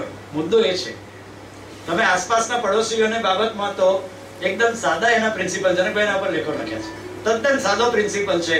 જતું કરવાનું શીખી જાઓ. જે લોકો જતું કરવાનું શીખી જાય છે ને દોસ્તો, એ લોકોના પડોશીઓની સાથેનો એમનો વ્યવહાર બહુ સરસ છે. આપણા જૂના સમયમાં એવું કહેતા હતા કે આપણો પહેલો સગો પડોશી, પણ હવે 108 નંબર આવી ગયો છે દોસ્તો. એ જ તમને હોસ્પિટલ પર લઈ જાય એ જરૂરી નથી. 108 કરશો તો એ લોકો પણ તમને હોસ્પિટલ લઈ જશે. એટલે એની સાથે જો તમારું સારું બનતું હોય, સરળતાથી આનંદમય થતું હોય તો ફાઇન, નહીં થતું હોય તો keep them at a distance. કેમ છો, ગુડ મોર્નિંગ, લિફ્ટમાં ભેગા થઈએ ત્યારે હલો, હાવ આર યુ, જય શ્રી કૃષ્ણ, ત્યાં સુધી થિંગ્સ આર ઓકે. પણ તમને એમ લાગે કે આની સાથે મેચિંગ નથી જ થતું, તો એ જ પડોશી, કારણ કે પડોશી છે એટલે ગમે ત્યાંથી રિઝવેલો રાખવો, આ લેખક ના પાડે છે કે તમારા પડોશી કોણ છે તે જાણી લો. શક્ય છે કે તમારા 7 સમંદર દૂર બેઠેલો તમારો કોઈ ફ્રેન્ડ હોય જેની સાથે રોજ સવારે તમે ઈમેલથી પણ એક્સચેન્જ કરતા હો. સો ટ્રાય ટુ ફાઇન્ડ આઉટ કે તમારું ભલું ઈચ્છનારા કોણ છે, તમે કોનું ભલું ઈચ્છો છો, અને જે સંકટના સમયે કોણ બાજુ પર આવીને ઊભું રહી જાય છે તે માણસને તમારો પડોશી છે એમ માનો. ધીસ ઇઝ અ બ્યુટીફુલ અને કંઈક જુદી પ્રકારની ફિલોસોફી. વહેલા ઉઠો, હું જ નથી ઉઠતો, કેવું જ નહીં જોઈએ, પણ એની સામેનો પ્રિન્સિપલ એ છે કે આપણા શાસ્ત્રો તો કહે છે કે વહેલા ઉઠવાના ઘણા ફાયદા છે. ગુજરાતી કહેવતને માટે જે ચંદ્રકાંત બક્ષી કટાક્ષ કરતા હતા તે છે કે રાતે વહેલો જે સુઈ વહેલો ઉઠે વીર. બક્ષી બાબુ એવું લખતા હતા કે ખાલી વહેલા ઉઠો તમે એટલે જ તમે વીર બની જાઓ છો. એવી કટાક્ષ પણ બક્ષી બાબુ કરતા હતા. બટ મુદ્દો ટાઈમ મેનેજમેન્ટ એવું કહે છે કે ભગવતી કુમાર શર્મા 4:30 વાગે ઉઠીને 4:30 થી 5:30 જે તંત્રી લેખ લખે તે 8 વાગે કે 10 વાગે કે કોલેજ ઓફિસમાં ગુજરાત મિત્રમાં પહોંચ્યા પછી 1 વાગે લખે તો એ ક્વોલિટી નહોતી આવતી. ભગવતીભાઈ જાતે આ શબ્દો કહ્યા છે કે મારો બેસ્ટ ટાઈમ મારો સવારે 4:30 વાગે ઉઠ્યા પછીના 1.5 કલાકનો છે, અને એમાં હું જે તંત્રી લેખ લખું છું એમાં મારા મનમાંથી જે કહેવું છે તે એક્ઝેક્ટ હું કહી શકું છું. જો આ ભગવતીભાઈ માટે આ વાત જેટલી સાચી છે એટલી આપણા સૌને માટે સાચી છે કે વિદ્યાર્થીઓમાં આપણે હંમેશા જોયું છે કેટલાય વિદ્યાર્થીઓ એવા છે કે જે રાત્રે જ વાંચે છે અને સારું કામ કરે છે, કેટલાય સવારે વાંચે છે, કેટલાય ટીવી ચાલતું હોય તો પણ વાંચે છે, કેટલાય લોકોને જરા સરખો પણ અવાજ પસંદ નથી હોતો. આમ દરેક આ પ્રાકૃતિક છે. દરેક વ્યક્તિની એ પસંદગી જુદી જુદી પ્રકારની હોઈ શકે. આપણે એમ કહીએ કે બેટા ફિલ્મના ગીતો અને તારી વાર્ષિક પરીક્ષા તો કે પપ્પા તો જ મજા આવે. મારો મિત્ર નિખિલ મદ્રાસી સાથે સ્કૂટર પર પાછળ બેસું તો જીવ તાવે બંધાઈ જાય, એટલું ખરાબ ચલાવ્યું કે નિખિલ જરી ધીમું ચલાવ તો કે નરેશભાઈ હું ધીમું ચલાવીશ તો ચોક્કસ એક્સિડન્ટ કરીશ, એટલે મને મારી રીતે જ ચલાવવા દો, તમે એવું ટેન્શન નહીં રાખો, કઈ નહીં થાય, આટલા વર્ષોમાં હજી સુધી કઈ નથી થાય. સો એની શૈલી છે, તમે સ્વીકારી લો કે ભાઈ આ exactly this is what is. તમારા 24 કલાકની અંદર તમારું બોડી સાયકલ કઈ બાબતમાં કઈ વસ્તુને માટે વધારે અનુકૂલન કરે છે એ તમારે જાતે જ શીખી લેવું જોઈએ. આઈ એમ સોરી પણ રોબિન શર્માની સાથે હું એગ્રી થયા વગર હું મારા વિચારો કહું છું. એમના વિચારો તો છે વહેલા ઉઠવાના છે, પણ ટાઈમ મેનેજમેન્ટના પ્રિન્સિપલ આવું કહે છે કે તમારે you should always try to find out the best time for everything good. લખવાના માટેનો, વાંચવા માટે, મિત્રો સાથે વાત કરવાનો. કેટલાય લોકોને તારાવેલી હોય છે કે 9 વાગે પહેલા એને ફોન કેમ કરવો, પણ રાતે એમ કે મેં નક્કી કરી રાખેલું કે સવારના પોરમાં પહેલો ફોન તો તને જ કરીશ, પણ એ 9 વાગે ત્યાં સુધીની રાહ જુએ છે. સારા માણસો છે કે રાહ જુએ છે, કેટલાય લોકો એમના ફોનથી જ આપણને જગાડતા હોય છે, પણ અને ત્યારે આપણાથી બરાબર યોગ્ય રીતે કોમ્યુનિકેટ નથી થઈ શકતું. સેમ ઇઝ કેટલાય લોકો મોડી રાત સુધી પણ એકબીજાની સાથે કોમ્યુનિકેટ કરતા હોય છે. સો કયો સમય કયો? અત્યારના વ્યસ્ત સમયમાં તો ગામડાના લોકોને તો સૂર્યાસ્ત પછી દિવસ જ પૂરો થઈ જતો હતો, આપણે તો ત્યાર પછી દિવસ શરૂ થતો હોય છે. એટલે આખું બદલાતા સમય, બદલાતો પરિપ્રેક્ષ્ય, સાયન્સ એન્ડ ટેકનોલોજી બધું જ બદલાયું છે. But let us try to find out our best time. આ બહુ મહત્વનું છે કે મારા કોઈ એક વિશિષ્ટ, જેમ કે ભક્તિને માટેનો કયો સમય હોઈ શકે એ દરેક વ્યક્તિએ જાતે જ વિચારવું જોઈએ કે હું મારી જાત સાથે રહું ત્યારે ભગવાનની સાથે રહું, અને હું એ ક્યારે કરું. માફ કરજો પણ તમારી દૈનિક ક્રિયાની સાથે આ સેટ થતું પણ હોય અથવા ન પણ થતું હોય.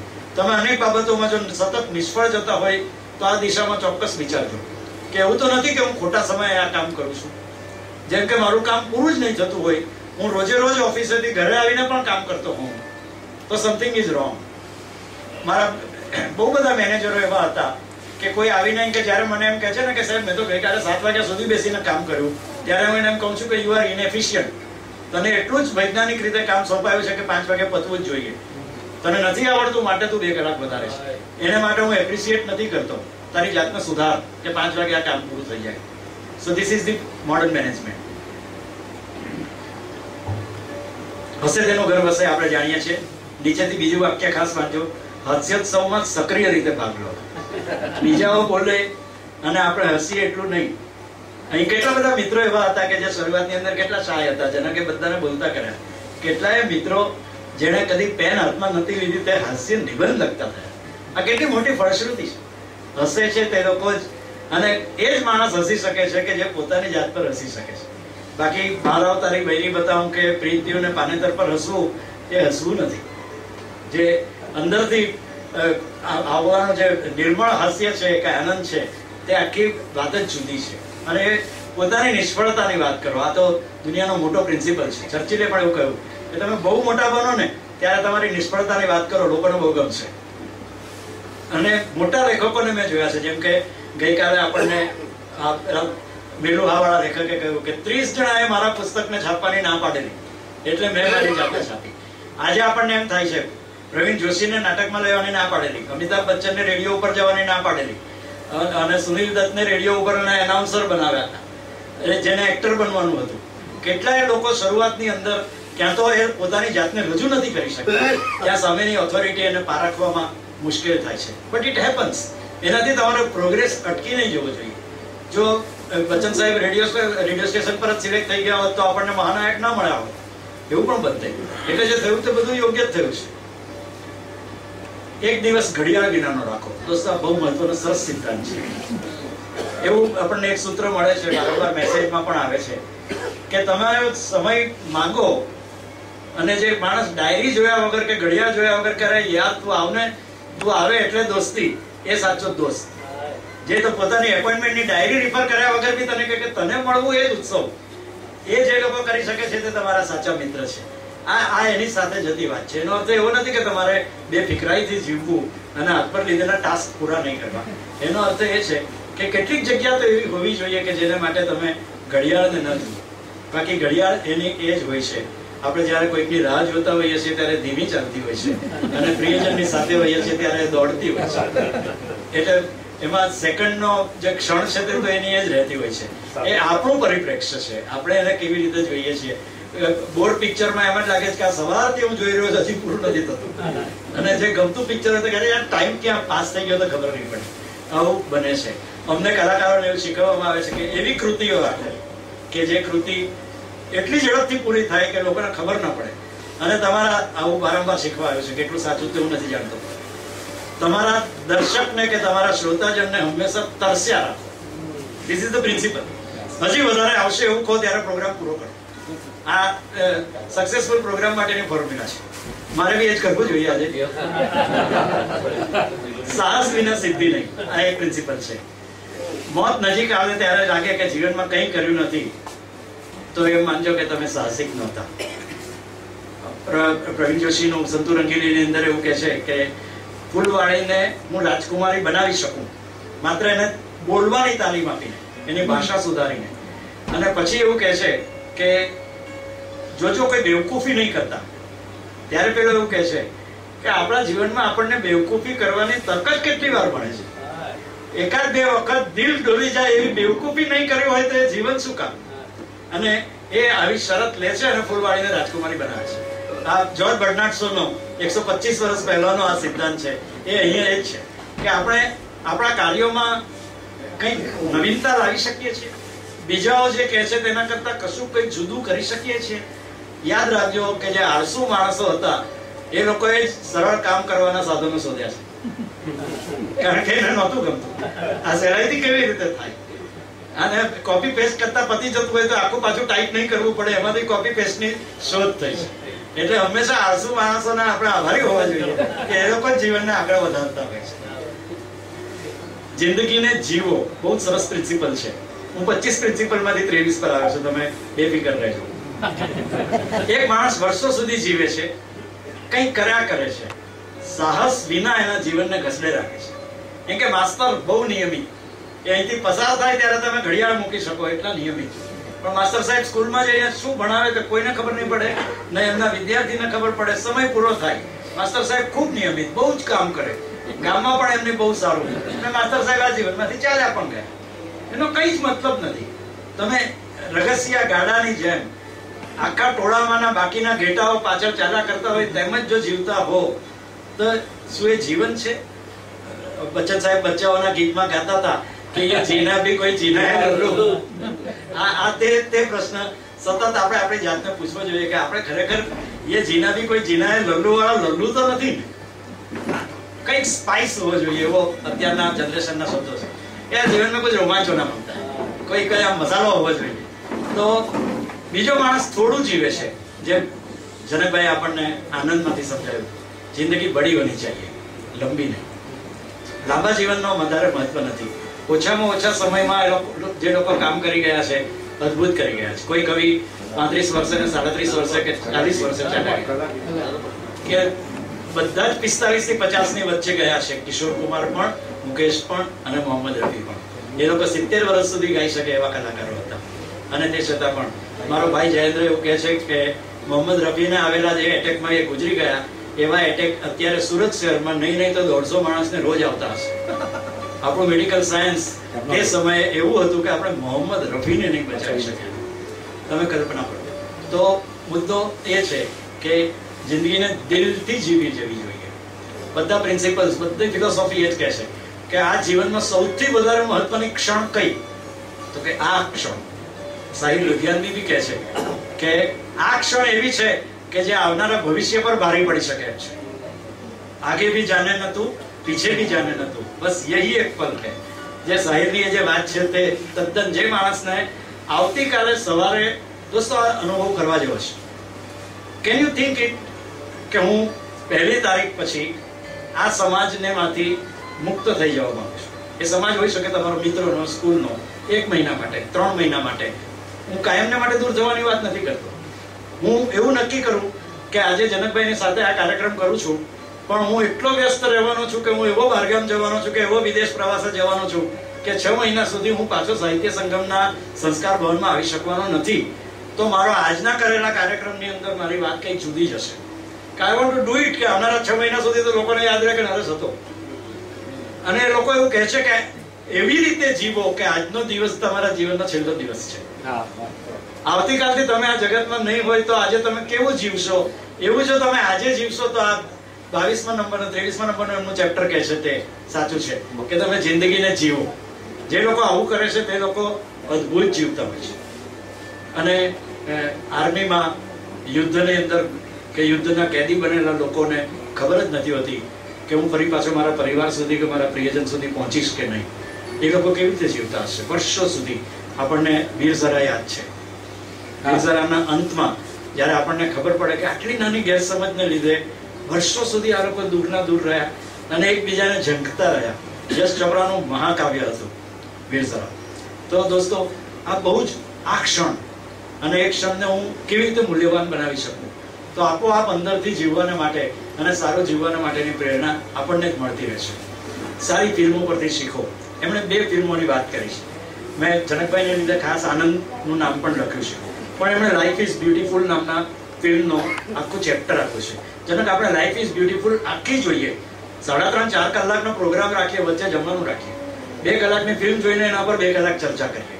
કારણ કે એ એવું છે કે જે આપણને જીવનભરનું ભાથું આપી શકે.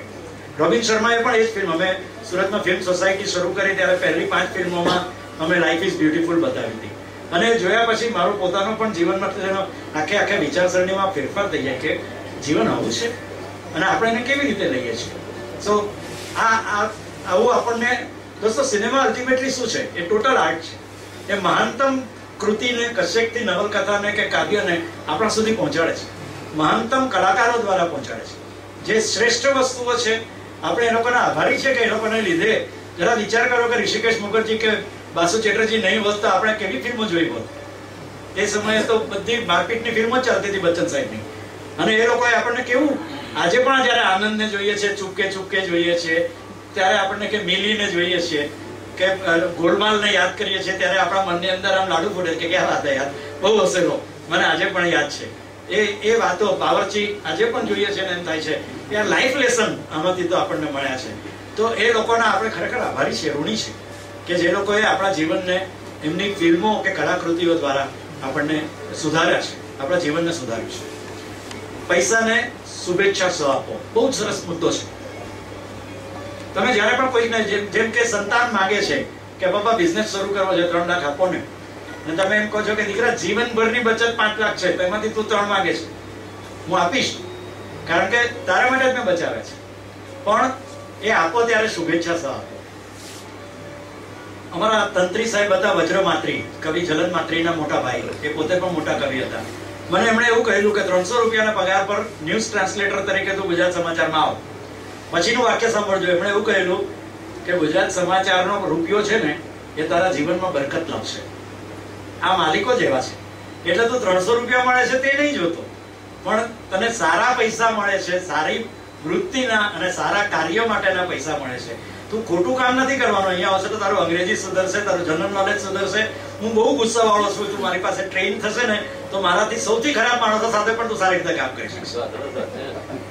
અને આવું કહીને એમણે મને નોકરી રાખેલો, અને મને કેટલું બધું જીવનમાં એમની પાસેથી શીખવા મળ્યું કે આ વાત કેટલી સાચી છે કે આપણે કોઈકને મિત્રને પૈસા આપીએ છીએ ત્યારે આ વાતને મનમાં નથી રાખતા કે આનું વ્યાજ કેટલું આપશે, એમાંથી મને શું મળશે, તું ભાઈ પાછો આપશે ખરો કે નહીં. મેં મારા જાહેરમાં નહીં કહેવું જોઈએ, મેં જનકને આ રીતે અનેક લોકોને, અનેક મિત્રોને મદદ કરતો જોયો છે, ક્યારેય કોઈ અપેક્ષા વગર, ક્યારેય. આ બહુ મોટી વાત છે. પૈસા હોવા એક વાત છે, અને એ પૈસા કોઈ જરૂરતમંદને યોગ્ય સમયે આપવા, અને તે પણ શુભેચ્છા સાથે આપવા. એમણે જે લોકોને મદદ કરી છે આજે બોલે કે નહીં, પણ ક્યારેય એમના મનની અંદરથી એ વાત ખસશે નહીં. પહેલું આપણે જે ચિત્ર જોયું ને સ્ત્રી અને પુરુષનું, એ તમે મુશ્કેલીના સમયમાં હતા ત્યારે તમને સલાહ મદદ કરનારો જે હાથ છે એને તમે ક્યારેય ભૂલતા નથી. આ વાત આપણે નાની નાની મદદ પણ જ્યારે કરીએ છીએ ત્યારે યાદ રાખવી જોઈએ. તમે જ્યાં પણ નોકરી કરતા હો ત્યાંના પટાવાળાએ તમારી પાસે 100% પૈસા માંગ્યા જશે કે સાહેબ ઘરમાં બહુ તકલીફ છે, ફલાણું છે, હું તમને 1લી તારીખે આપી દઈશ. આવી રીતે જ્યારે બી મેં મદદ કરી છે ત્યારે મેં આવું જ વાક્ય કહ્યું છે કે જો દોસ્ત તું યાદ રાખજે, હું 1લી તારીખે યાદ નહીં રાખીશ, અને તું મને એક વખત પાછા પૈસા નહીં આપે તો માની લેજે કે આ છેલ્લા હતા. બીજી વખત મારી પાસે માંગતો નથી, કારણ કે તારી માફક મારી બી હંમેશા તંગી જ હોય છે. આ વાત જયારે આપણે આ રીતે કહીએ છીએ ત્યારે મેં કેટલાય લોકોને જોયું છે કે જે શોધીને આવીને પાછા પૈસા આપી જાય કે યાર તમે તે વખતે આપેલા ને મારે ઉધાર ક્યાં રાખવું. ઇસ્લામની અંદર તો એવું કહે છે કે અલ્લાહ કો જવાબ દેના હૈ, કયામત કે દિન હિસાબ હોને વાલા હૈ, અને એ હિસાબના દિવસે જો હું તારા ઉધાર બાકી રહી ગયા તો યાર હું તારો ગુનેગાર થઈ જઈશ. આ વાત જે લોકો રાખે છે, આ શુભેચ્છા સાથે પૈસા, તમે કંપનીઓના પૈસામાં શેર બજારમાં જ્યારે રોકો છો ત્યારે શું અપેક્ષા રાખો છો? કોઈ કંપનીનો નવો IPO આવ્યો ત્યારે કે આ કંપની ખૂબ ચાલવી જોઈએ. મેં એવી કંપનીઓ જોઈ છે, JP એસોસિએટ્સ, કે જે લોકોએ કાશ્મીરની અંદર બંધ બાંધ્યા કે નદીઓ ધસમસથી વહે છે અને આની અંદરથી વીજળી ઊભી કરવી. JP એસોસિએટ્સનો શેર ચિંતન મેં 5 રૂપિયાનો લીધેલો હતો, એ 35 પર ક્યારે પહોંચી ગયો તેની મને ખબર જ નથી. હું ભૂલી જ ગયેલો, કારણ કે આમાં નક્કી જ હતું કે આપણા દેશની નદીને નાથીને જ્યાં આગળથી ભરપૂર પાણી આવે છે, 12માસી નદી છે, એની અંદરથી બંધ બાંધ્યા પછી જે પાણી કોઈ દિવસ ખૂટવાનું જ નથી. આપણને તો ચોમાસામાં જ પાણી આવે છે, એ તો 12માસી પાણી આવે છે, અને એ ધંધો ચાલવાનો જ છે. આવું કેટલું બધું છે.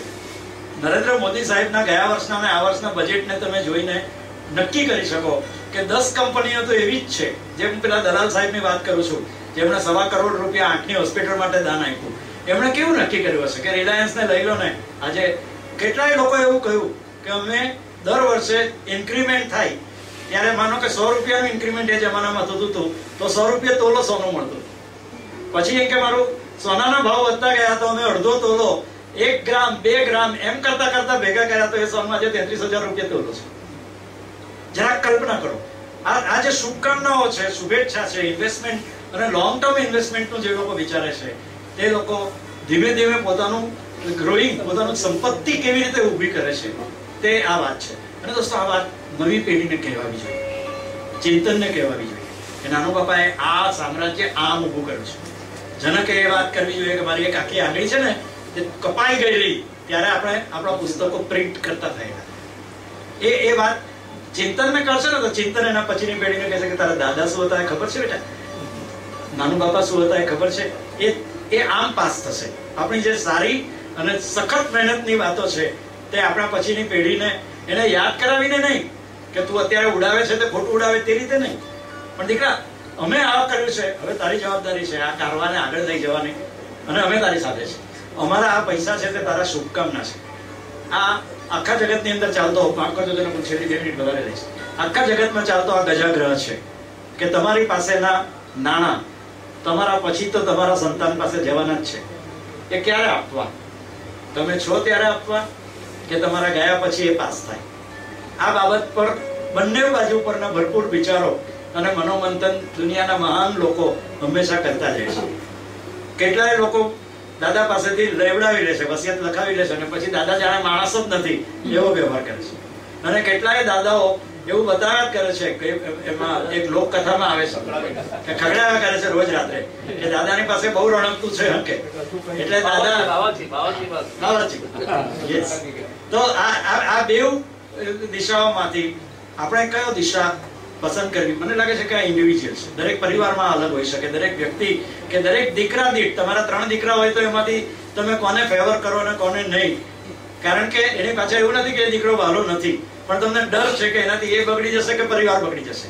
એ જે વાતો છે તે એક પરિવાર સાથે બેસીને જ્યારે આ વાતનો ઉકેલ કરી શકે એનાથી સારું કઈ જરૂરી નથી. તો બધા આપણા ઘરડા ઘરોને તાળા મારવા જોઈએ. એવું એટલો આદરપૂર્વક જ્યારે, કારણ કે આ સમસ્યા વધતી જવાની છે. મેડિકલ સાયન્સ જે ભારતમાં 37 વર્ષની ઉંમર હતી, દેશ આઝાદ થયો ત્યારે 45 વર્ષની જનરલ સરેરાશ ઉંમર હતી, એ અત્યારે આપણે 70 પર પહોંચ્યા છે. અને ચિંતનના સમય પર 90 પર પહોંચશે. અને ચિંતનના દીકરાના સમય પર દરેક માણસ 100 વર્ષ જીવતો હશે. તો તે વખતે 60 વર્ષે કે 70 વર્ષે નોકરી પૂરી કરનારા માણસને ત્યાર પછી નોકરી જેટલો જ બીજો 30 વર્ષનો સમય કેમ કાઢવો, જ્યારે તમારી પાસે આર્થિક ઉપાર્જનના સાધનો નહીં હોય ત્યારે? અને ત્યારે તમારું સંચિત છે તે તમારે જ વાપરવું, સંતાનને શું પાસન કરવું, આ બધા મુદ્દાઓ છે. દોસ્તો, હું માત્ર પ્રોબ્લેમ્સ પોઝ કરી શકું છું. I don't have any answer. કે આપણે જાતે જ મંથન કરીને એમાંથી એને મેળવવાના રહેશે. હવે પછી હું માત્ર પાનાઓ ફેરવું છું, કારણ કે આ અદ્ભુત એવા નિયમો એમણે જે આપ્યા છે એમાંથી મેં નક્કી કર્યું કે આપણે પહેલા 25 ને જોઈશું. અને આમાંના કેટલાક 1 કે 2 મારી ઈચ્છા એવી છે કે તમે એને ઓડિયો બુકના ફોર્મમાં છે તે પણ પ્લીઝ સાંભળજો, કારણ કે 1-1, 1.5 મિનિટના મુદ્દાઓ છે. આ દરેક મુદ્દો એ પોતે એક આખું પ્રકરણ છે. અને એ પ્રકરણ રોબિન શર્માએ આંતરરાષ્ટ્રીય કક્ષાએ તમામ વાચકો દુનિયાના, એટલે આફ્રિકામાં હોય, એશિયામાં હોય કે અમેરિકા ખંડમાં હોય, એ બધાને એક સરખું લાગે તેવી રીતે એમણે આ ચેપ્ટર્સ લખ્યા છે. એક પીસ જેને ભાઈ આપણે સાંભળીએ.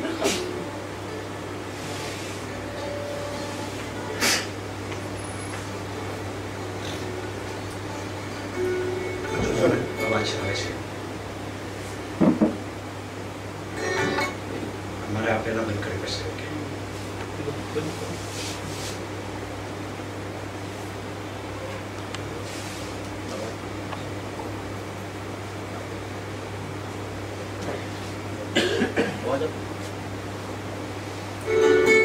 Yeah, please.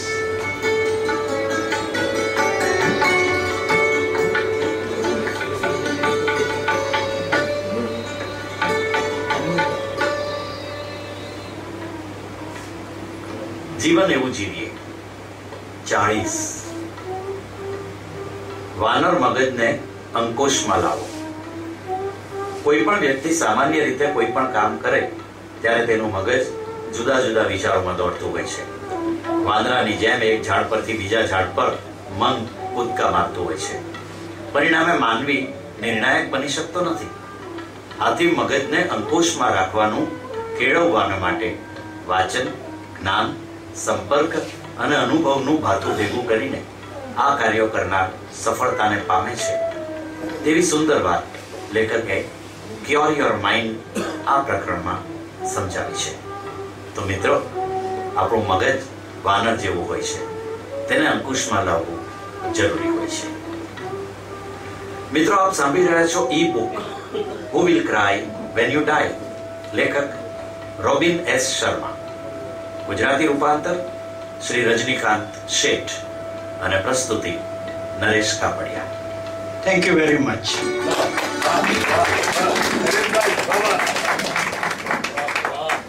તો બહુ સરસ, લગભગ 1.5-2 કલાકમાં આ વાત નરેશે કરી. એટલે આમ થાય કે આમાં નવું શું છે, એટલે બધા જ આપણે બધું જાણીએ છીએ પણ એનો અમલ નથી કરતા. નવું આપણે એ કરીએ કે આ નરેશે જે વાત કરી એનો મહત્તમ આપણે અનુકૂળ હોય એ રીતે અમલ કરવાની કોશિશ કરીએ.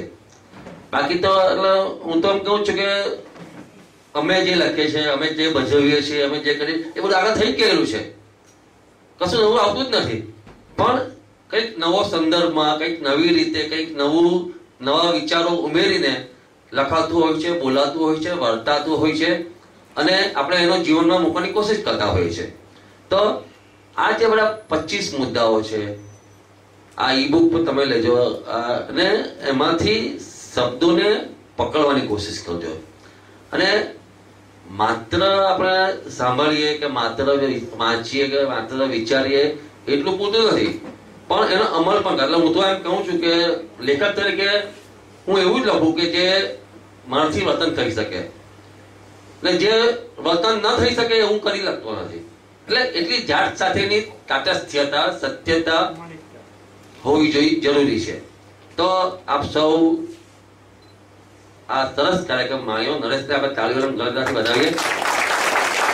આવતીકાલે સતીકાંતભાઈ સર આ બાપાના જન્મ દિવસના ઉત્સવના છેલ્લા અંતિમ દિવસે, છઠ્ઠા દિવસે ચિંતામુક્ત રહેવાની માસ્ટર કી એ વિષય પર બોલવાના છે. સતીકાંતભાઈ એની સગી રીતે બોલશે. એમણે એક પુસ્તક પણ તૈયાર કર્યું છે, એ પુસ્તક પણ લઈ જવાના છે અને બધાને ફ્રી મફત આપવાના પણ છે. એટલે દરેક માણસ કઈ કઈ કામ કરતો હોય છે. દરેક માણસે કઈ કઈ કામ કરવું પણ જોઈએ આનંદમાં રહેવું હોય તો. આપ સૌ અહીં આવો છો, આપને અમારા SMS મળતા જશે. ન મળતા હોય તો અમને મોબાઈલ નંબર આપી શકો છો. પણ મને આનંદ એ વાતનો છે કે આપણું કુટુંબ ધીમે ધીમે મોટું થતું જાય છે. જે નરેશે વાત કરી ને, અમારા ગીત ગાચલમાં અમે 2-3 જણાની શરૂઆત કરેલી જેમાં અમને લોકોને ગાતા જ નહોતું આવતું, પણ બધા ધીમે ધીમે અમે લોકો શીખીને એકમેકને જોઈને જાણીને થોડુંક સારું ગાતા શીખ્યા. એટલે જગદીશભાઈ વખાણ કરતા થયા એટલે અમને આનંદ થાય. એટલે એ પાછા બહુ જો એટલે આ મૌન જોવાની વાત કરી નરેશે. જગદીશભાઈ કદાચ ઘણું બધું જાણે છે ફિલ્મ વિશે કે જીવન વિશે, પણ આ હોલમાં